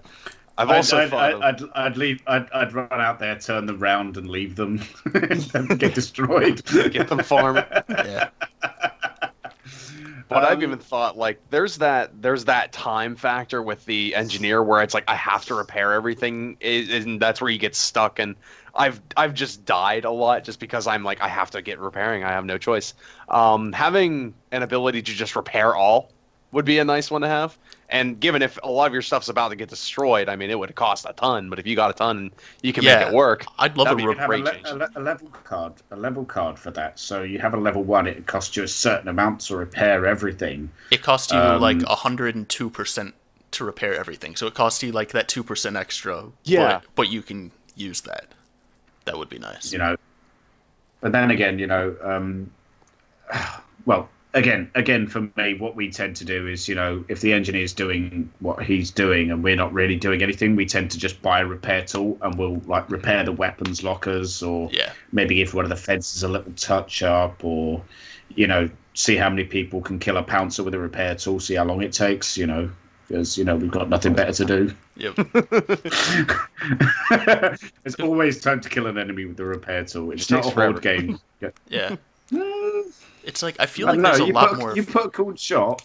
Put a cool shot on a swarm drone and walk up to it with the repair tool. It doesn't take that long. I just feel there's so many more fortifications they could potentially add. I don't know what they would be. Like deployable cover is the main one that comes to my mind, but I feel there's Deployable got cover would be a scout. shield. Right? Would be Boom what? shield. Well, the Well, Scions have a boom shield or on, a boom. on their back, so you kill them. They Yeah, why drop didn't it. they drop one? Yeah, I thought that. Like, why is the boom shield design in the game if like They're if not you using it. can't use it? Yeah. Probably because how I- glitchy it was in the previous games. Yeah, because it was used to breach and stuff, and that's not something they wanted to worry about. I know what I it get that. is. I know what it is. All the lost boom shields in Gears 2 and Gears 3 that glitched out have actually glitched onto these enemies. That's basically what it is. God, do you you know. remember playing a Guardian on Subway on Gears 2? Yep. Do you guys remember like that? Guardian on any Putting map? the God. shield, putting the Yeah. shield down on the stairs and just under the map. I think I The knew how to leader get would out of. just Yeah. be hiding. I think I I'd knew how to get forgotten out of about that. every map in Gears 2, and I only did it if I had to go kill the Guardian. Who's Yeah, but that's exactly how it always was in old Gears games. Like, I would only kung fu flip out of the map if I had to chase some dickhead who like kung fu flipped out in the first place. And it was always Yeah. it was always Gridlock and Fuel Depot. It was always the fence spawn and Fuel Depot, and it was always like the cog spawn on Gridlock that people would like jump out and hide in the bushes and stuff. But yeah, I as bad as that is in terms of like having to experience that in a multiplayer game, those are some of like the most fun memories I have in Oh, Gears yeah, is like absolutely. chasing Yeah. people for glitching. There was a good one That's- getting out of map on Tyra Station. I remember. That was like you just had to keep Rhodey running along one piece of cover, and you would just And you would ride pop the rail. on top. Yep. Yeah. Yeah, you get on top of the cover. I did all, dude. I was God, there was like a whole community around glitching. Like those. Speaking of like being a content creator, like those videos back in the day used to explode. There's actually like a community of people called Exploit Theory on YouTube I've seen some of their stuff. they do all kind. They used to. I think they used to go by Chaotic Perfection. Chaotic Perfection. That's what they used to go by. But there's like this group of them that branched off from that are now called Exploit Theory, and they used to. They do all the Gears 4 stuff now, but those don't get as many views as like the Kung Flip and all that kind of crab walk that Gears 1 did. It's really weird. Like I think glitches aren't in people's heads as much as it was. Like I remember like back in the day, glitches were like totally a part of how online multiplayer worked. Like in Call of Duty 4, you could like the banhammers are stronger now. Stuff like that, but a lot of developers just have their map boundaries solid. There's just no ways of getting out anymore. Really, it's very rare you see it, and when you do, the way games work now with dedicated servers, it just takes a patch like that to get it fixed. So like it's not like it's prolonged. Did anybody experiment with the flame glitch in Gears 3 Horde? Flame glitch. Okay, basically this was a Horde glitch. Basically, if you ever got berserkers, what you did is you placed flames in certain parts on the map, and you got the berserker to walk through it. And what that would do is, when the enemies would start coming, the enemies would bypass where the berserker walked through. So you could essentially create a path for the Horde to come, so you could maximize your downing and your spotting for your high scores. You could also do it with Ink and Scorcher if you wanted. We did try it with Smoke. That's just it didn't work, you know. And obviously, you know, you could freeze a berserker on the stairs or up against a wall. That was always pretty cool. You know, I think one time on Raven Down, everyone was dead, and I had two berserkers just glitched on the wall. I was sort of like standing right in the middle, two berserkers either side of me, waiting for the person to come back from a toilet break so he could spawn back in and take one of them. You know, but that was always pretty cool. So, can't believe you guys don't know about that. No, I was never an in-depth Horde Gears 3 player. I don't know why. Me neither. I think there was no incentive. I think like the incentive for Gears 4 is credits and the fact that you need to get gear packs. Like that's the thing that just makes anybody want to play it. Like with Horde mode 2.0, the reason I played it in the beginning was like, oh, holy shit, a Brumac that I can face with my friends and all these different varieties of places. But then after about a while of playing that novelty fades off, and it's just not as unique an experience anymore. If Epic had have deployed like challenges to do each week or something like that would have given me a reason to hop on and do it. But like they're just like games are games that are addicting for a reason, but that can only take you so far. Like there needs to be a goal. You know what I mean? Like when you beat 1 to 50, what do you get when you're already max level in Gears 3? Yeah, nothing. You get a woohoo. Yeah, you're like, oh, I think something that would be kind of interesting as well is like if all four of us got together and we each tried to play like the other's style of play in Horde.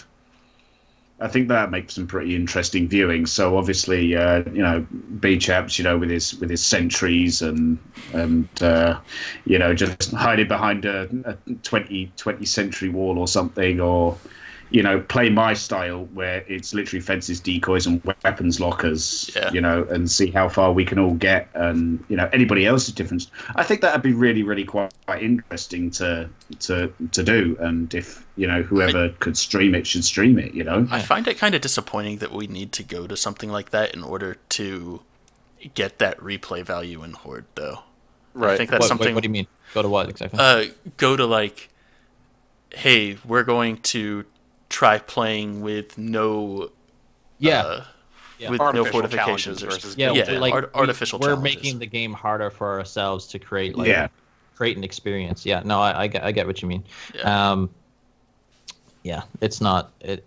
I think Horde has that potential to be like that kind of that thing that people just want to dive into because they want to progress in the game.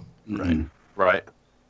Which nothing wrong with artificial. It's just when it's dictating is when it becomes the problem. Like if like for instance, there's always like the really good aspects of like speed running outside of Gears. Like talking other games, Yeah. that's always a really cool aspect to go with. I mean, HDQ I think is still going on for speed running at the moment.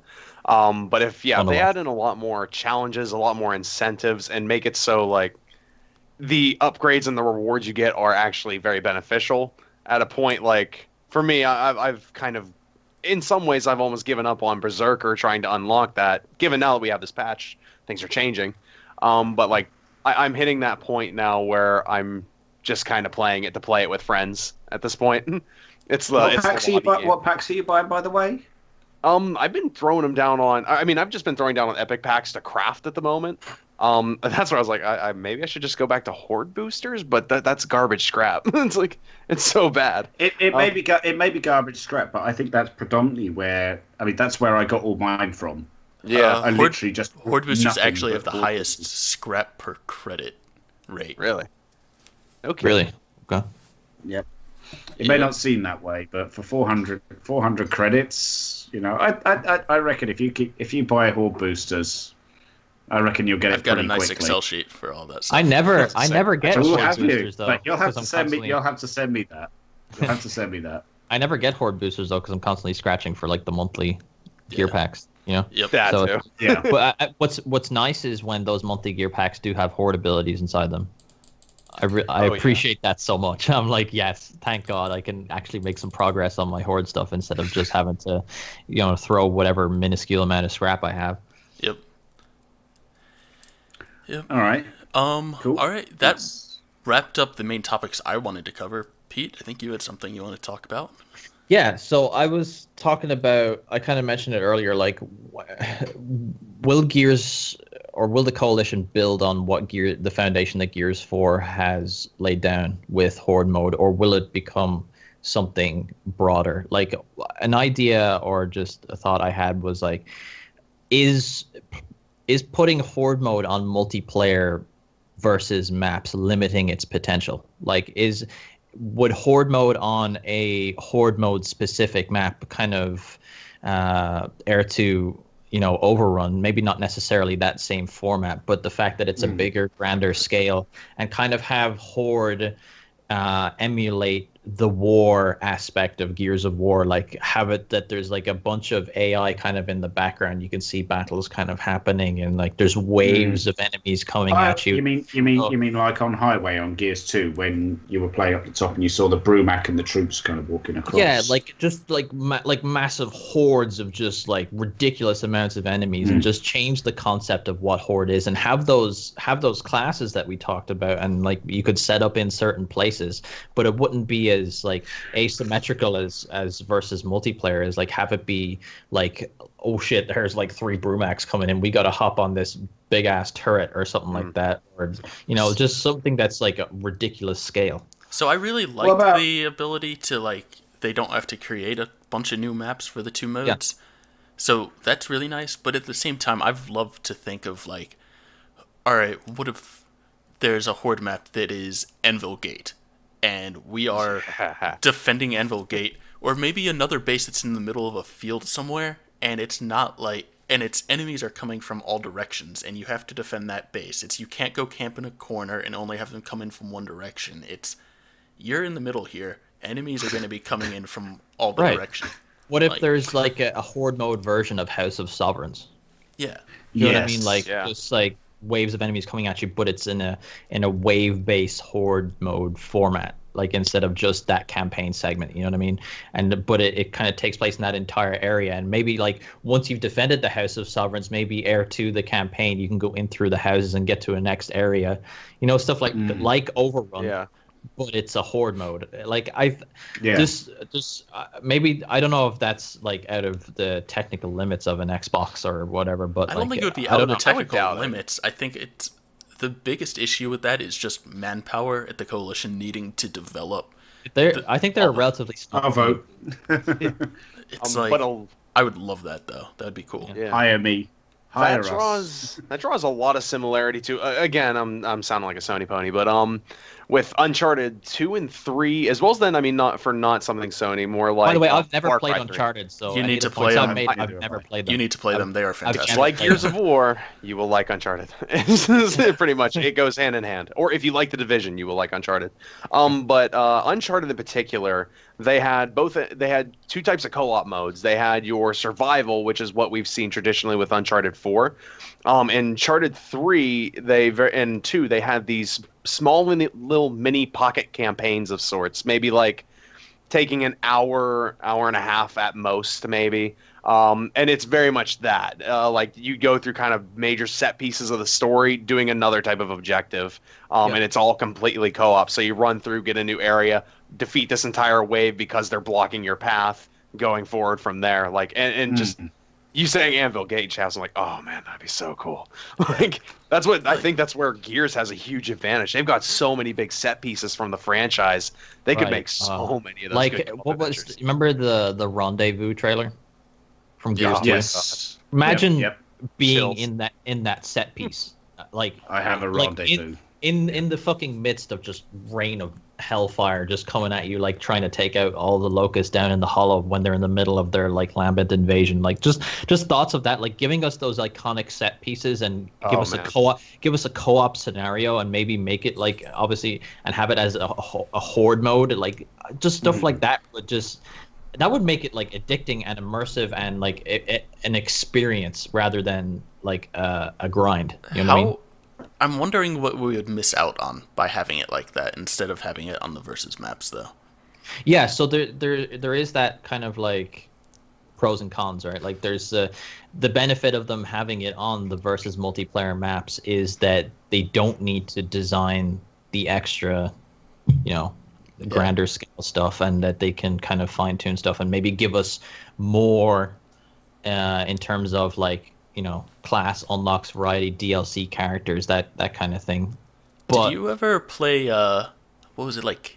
It was one of the Halo games had Spec Ops on it. Spartan Ops. Is that Spartan Ops. It was Yes. it was they were like campaign scenarios where you could play 4-player co-op with other Spartans, and it kind of played campaign segments, and you could also do it in reverse, and it changed bi-weekly. Yeah, Something like just that. like It actually had story that like connected to Right. Halo 4 campaign.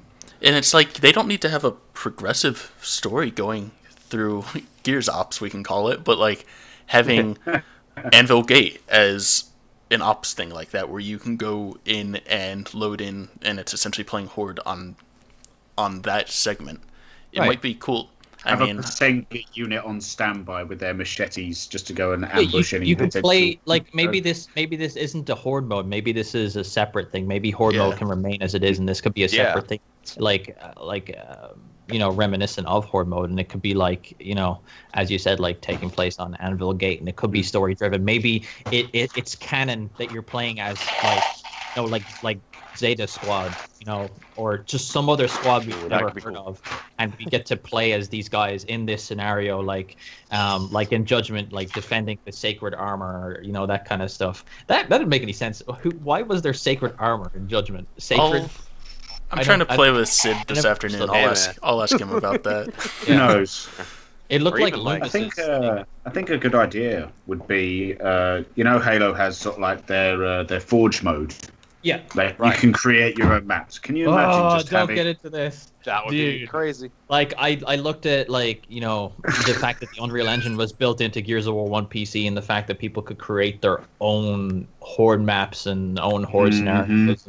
Just like people created like these like kill machines of just hordes of like locusts coming out just so they could mow them down over and over again, just slaughtering locusts. But that's a whole other thing. Like, what if Gears had a build map system, and you could design it and you could make a horde mode game mode, and you could indicate where the AI comes in and spawn placements and things like that. Just I would abuse the crap out of that. Oh my god, that would suck so much time. And in terms of content creation, you could just like, oh my god, you could go machinimas, like that kind of like creating like kind of cinematic, your own stories through like with storytelling, or you could create like your own game modes that like take off like how many game modes where I see it from is challenges. Rift Ball and like all that kind of stuff, and infection. Like, imagine.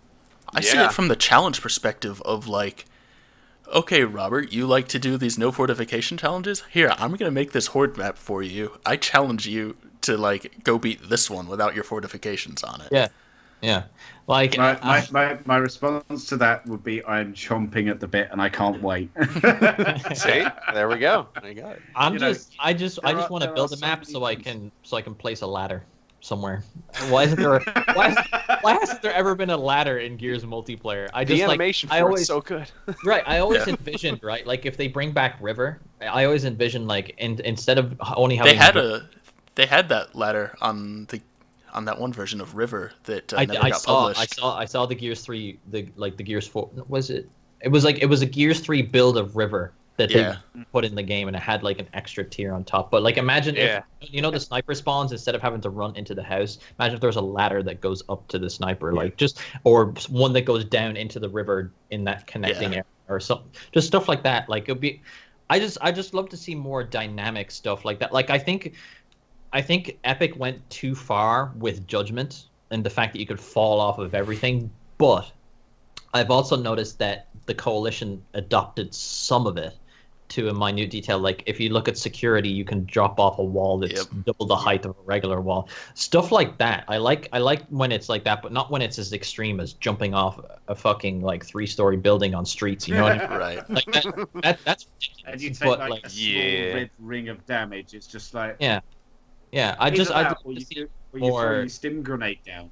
Yeah, or like even like something I loved was Underhill. The fact you could open the garage door and like you're running away from all the horde, you could close it and just be like, "Oh God, I'm safe." You know, like you know what I mean? Stuff like that. Try and beat 50 waves of insane from inside there. You'd think it was easy. Dude, Gears 2 Horde on casual is hard. You know what I mean? Like insane is just not. It's not right. Like it's the bots have that 100% accuracy. Dead. Yeah. Like that's all. We tried something. Okay, it was maybe a couple of years ago, but we decided we want to try and speedrun Gears 2 Horde on Insane. Oh no. We were aiming for it. We beat security in 1 hour, 2 minutes and 45 seconds. That's legit. That's pretty legit. That's insane. That's pretty fast. How you can even survive a blood mount even within close proximity of you is ridiculous. Here's what we did. My God, you know where the grenades spawn? We were basically there. There was 2 of us either side. So we'd basically run and plant grenades in there just to try and take it out and lancer fire. The first 20 waves were quite intense. And then on the boss wave, we'd basically have somebody go in and grab the mortar. And literally stand in the middle and try and mortar the shit out of everything. And then after wave 36, we moved to one end and then just grenade planted and just tried to beat it from there. But that was so stressful. But I was playing. I don't know if you've heard of these guys. Chris James. Nope. Chris James, 1904. Okay.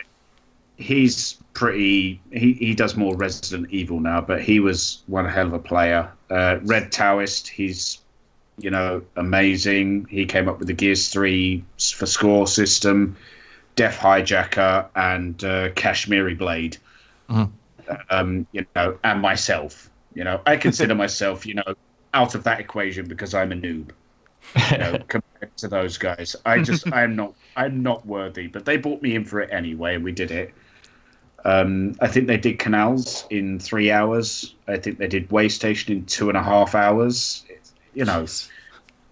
Crazy. Gears 2 Horde is a challenge just because of how ridiculous the AI is. Yeah. Like it's not the AI in that game isn't fair. It's not fair. They can either be derpy looking at the ground, or they just come up and just body the absolute shit out of you. Like, or they do both at the same time. Yeah, or both at the same time. My favorite I've seen the ground and they body after shots out of their ass. Yeah, like it's ridiculous. My favorite one was we were playing on Mansion. We were playing outside, and this bolter just came out of nowhere, kicked over the shields, and then came and sat right next. Dude, they would actively seek out your shields, just like bump, bump, bump, gone. Fuck you, and just shoot you in the face. I remember that. Sat next to me. We're just looking at each other like this, and then he was like, "Okay, bye," and then he ran out. And then next thing you know, 2 Cantuses, two Maulers, and a couple of Cyclopses came. It's just like, yeah, this is game over.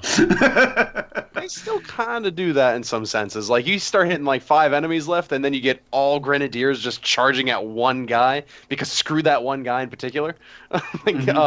They just chase him down, and I see our scout running. Guys, I need help. And you see like the cavalry trying to chase him down. It's hilarious. The AI is just. It's always had that little quirkiness, but I mean, you gotta love it too. You know, one thing we have to AI was just horrible. So I was gonna say something we haven't brought up at all is really the enemies and the types of enemies and variety that there is. Right. Yeah. Like, so we have what? Bolters. We have small. So we have like the trackers and juvies. We have what next here is like the drones. So we have the assortment of like grenadier, drone, sniper, all that kind of thing. The and DR, then or not DRs, but the Deadeyes and like Peacekeepers. Deadeyes. Oh yeah. And then we have the mid tier guys, which is like the Scion, the DR1 Protector, and then we have the miscellaneous being the Pouncer. And then we have bosses, things like that, and Guardians and stuff like that. All that. That's one thing that it sounds like a lot, but like it is something I have always thought about. Like in Gears 3, didn't it feel like there was a dynamic? Like there was a lot more. There was more in terms of different types. I'm trying to think like the Gunkers, the Berserkers, like the Cerapedes, Armored Cantus. What were the names of the flying things that were associated with Mira? Shriekers, yeah. Those are kind of like Guardians, I suppose. So you had level 1 Reaver and you had level 2 Reaver. If I remember. So do you think then there's you going had to be like? Savage. You think in Gears 5 that there's just going to be doppelgangers of like the Reaver and all that kind of stuff? Oh, I'm wondering. Do you think they'll bring Locust in? Yeah, no. I think there was such a huge demand of people saying like, why can't I play against a fucking Locust in Gears? It's like I don't even care if it's a Locust necessarily. It's just the variety was there. Right. I want that variety. I think what would be a pretty cool idea is having to select your enemy types. So obviously you can do it in Gears 4. You can have anything goes. You can have feral. You can have standard. What would be really cool is you can select you can select normal Horde. So for example, you've got your Gears 2 enemies. Then you've got your Gears 3 with Lambent. Lambent, will not be a separate thing. Lambent will be included because obviously So is it that you're picking your faction that you play against? Yeah. So it's not necessarily different. It's just that it's the Locust skin on this enemy, or it's the Swarm skin on this enemy, or it's the Lambent skin, or it's like the UIR. I think that'd be interesting. Yeah. Oh god. Something like that. Like that'd be cool. Yeah. Plus that makes it so Locust packs and like is it that you can do that, or is it nice that maybe like every 10 waves it could be like, so this 1 to 10 is Locust, this 1 to 10 is Swarm, this 1 to 10 is UIR, something like that. There's so many different ways they could do everything. It's ridiculous, but yeah. What are your thoughts on the way they format the boss waves currently? I feel like they're really underwhelming compared to. I would like it to be a surprise. Like you're not expecting it. Exactly. Like what I was saying with Ram, like Ram on that version of Horde. Like Ram has entered the battlefield. Like you need to fucking kill him. Like it's a problem that he's there. I think one of the biggest things for me was when you look at Gears 3 bosses versus Gears 4 bosses. Gears 3 had multiple that spawned on the map at once. Like, so yeah, there might be a single Lambent Zerker or a single Brumach or something. Yeah. But like having a bunch of There's also multi-boss waves, like a multiple regular Berserkers and multiple Reavers. Right. Yeah, multiple I know Reavers, multiple Gunkers, that type of thing. It just seemed a lot more overwhelming. Like it seemed more difficult. There was a way that you could actually only play Berserker and Brumach in Gears 3. Basically, what you did is you started the game on wave 10. And then you play 10. You play 10 waves, and then you'd get a berserker or a brumac, and that's how we used to, we used to pray for berserkers. We used to pray to the berserker god so we could glitch the map. For example, artillery. What we used to do is when we played brumac berserker, we had a way of trapping the berserker right at the back so he wouldn't come in. And then when we got berserkers on wave 8, we'd go and buy the very opposite base.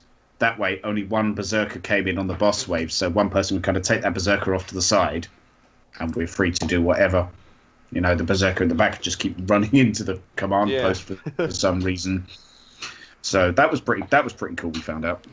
So I'd like the option of that, of having either a snatcher or berserkers or a brumac or a swarmac. Whichever way you want to call it. It's a brumac with blisters, basically. Yeah, it was like with extra opportunities to damage it from different angles, kind of thing. But yeah, like I think like they shouldn't be afraid to, with the bosses, like to have similar bosses, like have a swarmac one wave, a brumac the next. Like they don't have to have one or the other. They could have both. Right. I think I remember Rod Ferguson came out and said that there's not going to be doppelgangers of like everything in terms of swarm, because what a lot of people didn't understand in the campaign is that the scions are locust. They're not swarm. It's just scion is just a word they just call them, and I think that that scion means something. It probably like relates all the words that the coalition and Gears use. It always means something. So scion probably means resurrected something or something like that. So, but they probably will end up. Marcus will probably end up just going, they're the fucking locust, goddamn it, and they're like, and that'll be it. And that'll be it, and they'll just say locust. Yeah. Or we're going to see like an interaction with like a locust that's still alive, or like some form of locust versus swarm if they end up buddying up, or if they're going to be against each other in Gears 5. Yeah, I think what will save Horde in terms of boss variety in the end will be the fact that they will doppelganger swarm versions of all of the locusts or whatever they can, or have an equivalent of some kind, and then the fact they could throw all of that, including legacy characters, into Horde mode. Like I imagine, like I was thinking of like what I was saying with Rom being on the map. Like if taking out Rom was like taking Rom out in Gears 1, like he has the big troika and he covers himself in krill. It's a dynamic fight like that, right? And like Karn lands on the map and he's on his beast, and Queen Mira comes onto the map and she's on her like Reaver thing. I don't know what it's called. Yeah. And like stuff like have fights be like not necessarily load it with bullets until it's dead. Like have mechanics like you like the Brumac, you got to shoot it in the arms to take out one arm, makes it weak and disables that, makes it easier. Take out the other arm and then blow up his canister. Like have it that the Lambent Zerker, I really liked how it was like get it to open its chest and then like, and maybe even the final fight in Gears of War 4, like maybe you could knock out a certain boss and it lies down. You have to run up to it and hold X to do a kill on it, and then run back and start shooting it again until you get it down. Just make fights that it isn't just pumping bullets. I like the Hydra fight where literally it would, it'd come round and it would grab you. You'd have to take that arm off. It would then fly back and then sort of like it'd spawn in front of you, and you got to dodge those rockets. I like, you could kind of sort of like do that. Right. Yeah. Imagine that boss fight. Imagine if that was like map specific, like Harbor. The way that Easter egg it's actually there. Yeah. Like imagine if it came up and actually bit where the drop shot is, and you have to shoot it in the eyes. That kind of, stuff like that. God, yeah. And then even bringing the surprise too, like you said earlier, would be great. Just so like, we always have this. Okay, it's wave 7. Start prepping for wave 10 because it's going to be coming up soon. All of a sudden, like if they have an anything goes mode, which we have, but it's not really anything goes. Anything goes except for no boss fights other than wave 10. No boss fights that involve multiple bosses, things like that. Like, surprise us. It's really gonna. Can you imagine that? You'd load up anything goes, and then suddenly, right? Okay, we drop the fabricator. 3 seconds, 2, 1. Oh shit! There's a swarmac. Yeah, hey, man, that is literally anything goes. That'd be amazing, though. I'd love that. Like, just drops you like. Scale it accordingly. Like, make it so it's not stupid. But Yep. Oh, hell no, come on. Can you imagine that? Wave 50, you've got a Swarmac, a Snatcher, and a Carrier, and a Kestrel all coming towards you. Make sure you have call shot. Imagine if they ghost Yeah. patch. Imagine if they ghost Cool patch shot. in a boss that we didn't know was in the game, right? Like you're playing Horde mode, right? And then all of a sudden, like we just like we know the bosses that are in the game, but they patched in Karn and didn't announce it. And The then Reaper. Just, boom, Karn comes in, and you're just like, what the fuck? And then they only announce it the next day. By the way, you might have noticed that Karn has entered the battlefield, like stuff like that. Yeah. I think there's so many things that they could do to make Horde mode very, very exciting, and attract people in that wouldn't usually, that just don't want to hop in and credit grind. Like there's people who specifically, they say they will only grind for credits in versus mode and they won't touch Horde mode just because they see it as just like, but it's like they see bots as fake players. Inferior, yeah. They see bots as fake players. Like that's the mentality they have. So they're like, "Why are you going in there killing bots? You're a scrub." Like that's not the point. Like if they make it kind of like a cinematic, different experience rather than just bots, I think that would make it definitely more exciting. Yeah. You hit that. I hate you. Sorry, she's just taken the last whisper bar. She hid it from me this morning, so I wouldn't find it. Now she's just run upstairs with it. Oh no! Sadness. I'm sorry. That's it. Conversation over, guys. I know.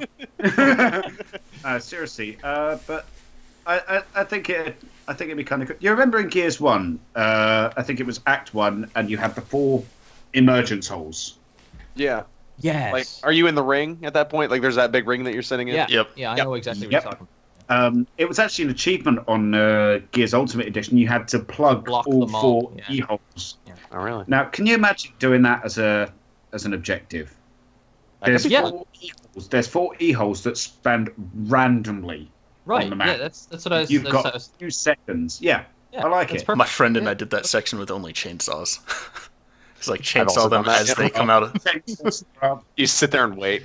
yeah, as they come out of the hole, you chainsaw them, then Yeah, you but run to the that's next an one. example of an objective that like Yeah. it takes you away from just the fact you're just constantly aimed down sights looking at hordes of enemies coming at you. The fact you have to go do something and it takes you out of your comfort zone to go plug up those E-holes. Otherwise, more waves of enemies are coming in and that risks you failing the wave, or like you have to go defend that crashed satellite and maybe have it be like there'd be like a King of the Hill ring around it and you have to capture it over a certain amount of time. It wouldn't capture as fast as a King of the Hill ring. It might go up over 60 seconds or something like that. But, just dynamic objectives that make you kind of move. I Yeah, think right. to sum up it's all of our fantastic. conversation, it's dynamics and variety.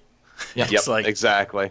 I mean, And that's what I we think need. I think we're all in agreement with each other that if we were put in charge, we could just make this. We can make Gears great again. Okay, Right. we Dude, know I what we have couldn't to do. write. We There all will say be a that, wall. People There always will say be a that, but I wall. couldn't write a code. Wait. I couldn't write code to save my life. I couldn't do that. So, Right. like, It's a hats code. off to any developer out there, man. They're crazy talented, but I just couldn't. I couldn't do that. No way. Yeah. I could be like a design lead or whatever. Like just throw them the concepts and give them the ideas and stuff, and do QA and stuff like that. But in terms of like actually executing it, no chance. Right. And that's where I always consider like relations. I always consider the fact that like the coalition, while there's a lot of experienced people in there, like you got Rod heading the whole thing, it still is a new company. So I'm always kind of given that benefit of like, all right, Yeah. so they're really trying out some things, and the way I keep putting it on my stream is just like Gears 4 seems like a start game. Like, all right, this is like a new franchise that's starting up. You got new enemy types, you've got all these new characters, you've got a new developer behind it, new type of horde. Yep. Everything new. Right. So that's where I'm thinking, like, if we're really going to see, like, the biggest variety and stuff, Gears 5 is really where we're going to see a lot of this happen. Right. Like, Gears 4 is the start, and, okay, we're kind of seeing where their ideas are unfolding and stuff like that. And I was going to bring this up earlier with potentially bringing Locust in. I'm like, well, how about in Gears 5? They just make a ton of more enemies.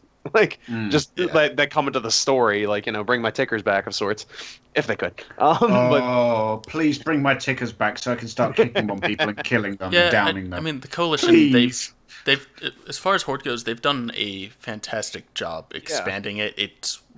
The scope of it is huge compared to Gears 3 and Gears 3 was huge compared to Gears 2. So Horde just keeps getting better and better with each iteration. I love where the campaign went, where it links back to Gears of War 3. I like the evolution of Horde mode and the direction that it's potentially headed. I think they've set a solid foundation for what Gears 5 could be. It's all about just expanding and adding more to, as we were saying, like diversity and just more enemy types, more and different. And like what I would like to see is that I think there needs to be more variety in like game modes. Like I think the fact that there's only versus and Horde is not enough. Like there needs to be the in between, like maybe the Beast 2.0 or the mode we were talking about, like the Gears Ops. Putting us in story scenarios that's kind of like, but for doing Gears Ops, you earn stuff that benefits your Horde and multiplayer stuff. Like maybe there's skins or credits or what have you, something like that. Yep. Absolutely. There's so much that they can do, but I think for the next one, I think they ought to, if they were going to do again a season pass, I think they really could use. I know. I'm gonna. We won't talk about that. I'm gonna brush. We already know. No, I want to brush on this really quickly. So, you remember the Gears 3 season pass? They bought out. I think it was the second installment. Ram Shadow. Ram Shadow, yeah. Where they bought an extra campaign. So maybe for that part, they can say, right, for the second part of the season pass, this is what we call, again, we can call it Gears Ops, for example. You get to play through the entire campaign again, but this time you get to do this. You've got to beat this in a certain time limit. You've got to kill a certain amount of enemies in here. Something like that. And I think that would really sort of like encourage people to, become more engrossed in the game. Yeah. That'd be really, really, really, really cool. Right. At least anything and also more we need a giant ticker as a boss as well. Yes. In Horde mode. More to help realize that like the game has more than just the multiplayer. Like they've done a phenomenal job with really getting the esports scene to grow and to develop and stuff. And the multiplayer has always been a really big selling point. Although at the same time, it has suffered on the side of like me starting out streaming Horde mode on Twitch. It's just like people are going, "Wait a minute, there's a co-op mode in this." Like, bro, like it just there's that moment people don't realize. Yeah, exactly.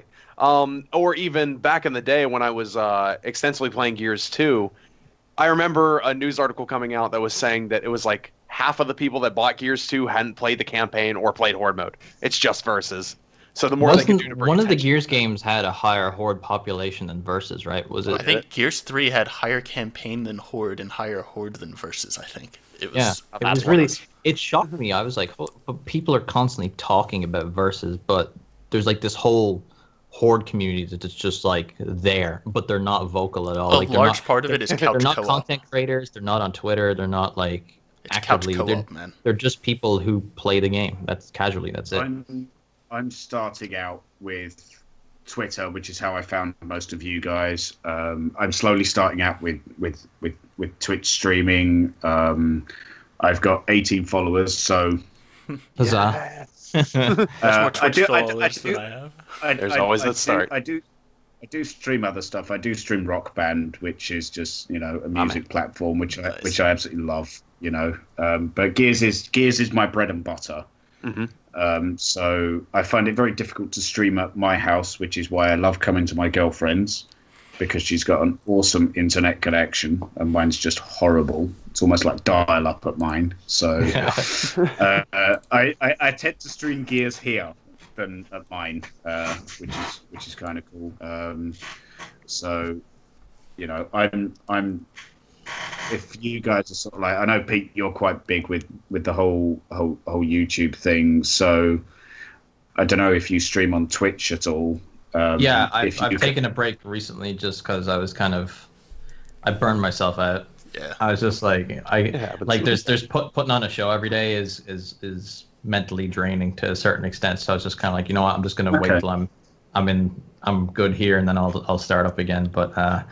But yeah, Twitch, like being part of the community in that sense, in streaming and content creating and us giving opinions and stuff like that, all it does is help the game. Like the fact that you're new and you've just come in and you have all these opinions and all this experience is something that the community needs. Like so you're someone we like up until now, like don't take this the wrong way. Up until now, a lot of us haven't heard of you, but like now that you've come in and you're giving your opinions and stuff, it's all that's doing is helping the game and giving it feedback. Like you have all of these hours of experience of playing Horde mode, so what better guy to talk to than you? Do you know what I mean? Right. Like that's. Thank you. That's really appreciated. I mean, I really want your guys' your opinions. I want to blend in with you guys more.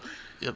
You know, so that'd be really cool. I'd like to build a relationship with you.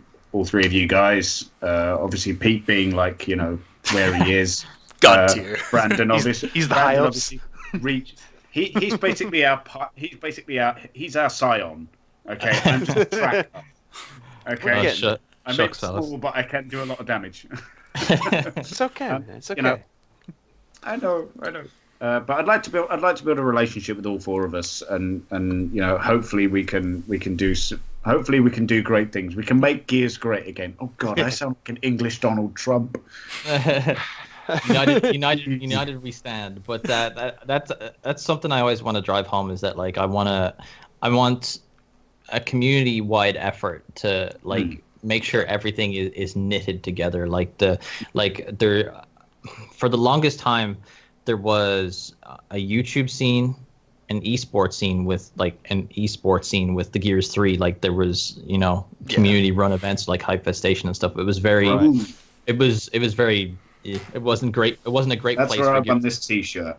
Yeah, I remember the days of Gearsopedia. It wasn't, Gearsopedia. It wasn't a great place. And what I'm trying to say is there was this separation, right? But since the coalition has come in, and with Gears of War Ultimate Edition, there was kind of this knitting, but it's not as knit as it could be. I think that the split in tuning in the game creates that mental divide. Like there's the difference between Horde versus and esports, and like there's those kind of separations. It should be more of a come together scenario, and that takes effort from the community, and it takes effort from the developer as well. And I think in Gears 5, I don't think we're going to see core and competitive tuning stuff like that.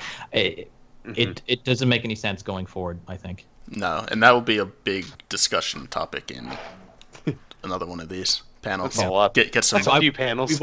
We won't go there just to not spoil it. But no, I think we'll save that for another time, perhaps. Yep. Is there any more points you wanted to hit, chaps? Is there anything else you could think of? Don't think so. No, I think honestly at this point, I think I could probably split this into like 5-6 videos to put out. But wait, there's more. Wait. No, seriously, I think there is a lot we could expand on. So much more of the topics that we've already covered. We really could go into some stupidly long detail, but I don't know whether you guys are up for this, but I'd be quite happy to do another one of these where we just focus on one topic and kind of extend on it. I think that could be an interesting one. So let's do this. Anyone watching these videos, if you're interested in any of these topics and having us go into more detail, leave comments, go on Twitter, go on Reddit, go on forums, make posts about it.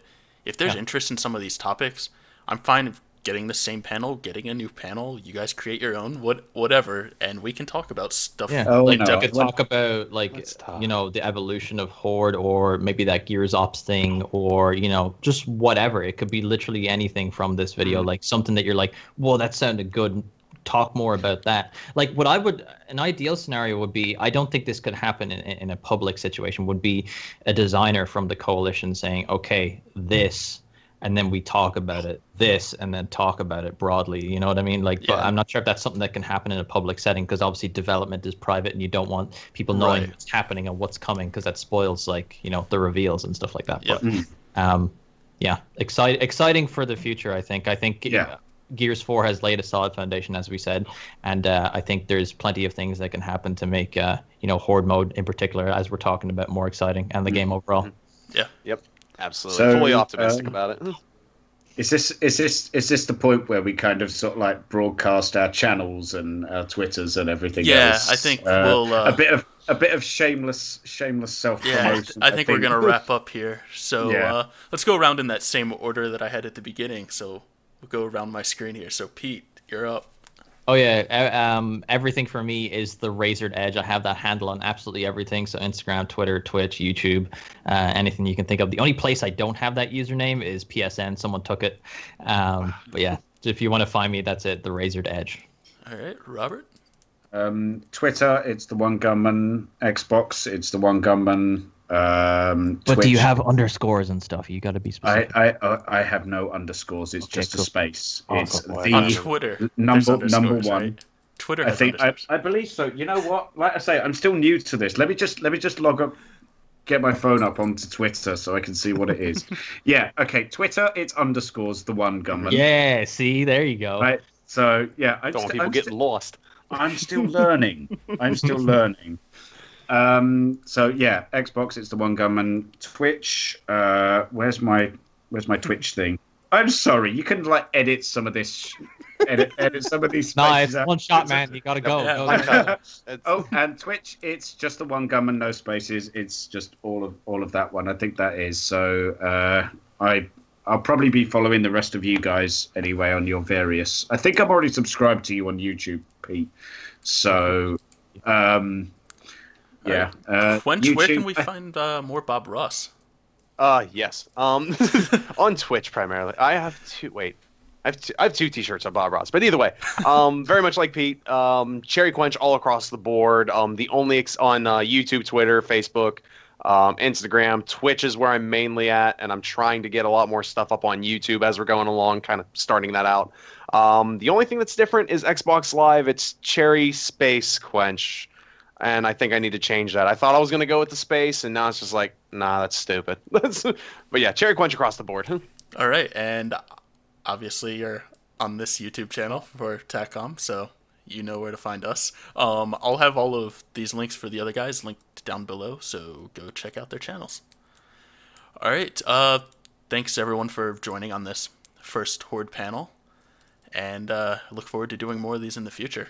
Maybe get some of you Thanks guys for in on having us, those as chaps. well. Appreciate you, buddy. Yes. Yep, Thank you, thanks chaps. for- Thank you, guys. And Thank you for everybody taking the watching. chance with the new guy. Yeah, thanks for everyone who's going to be watching. We love all your support and also your bits and your donations. All right, guys, catch you later. Thank you very much. Take care.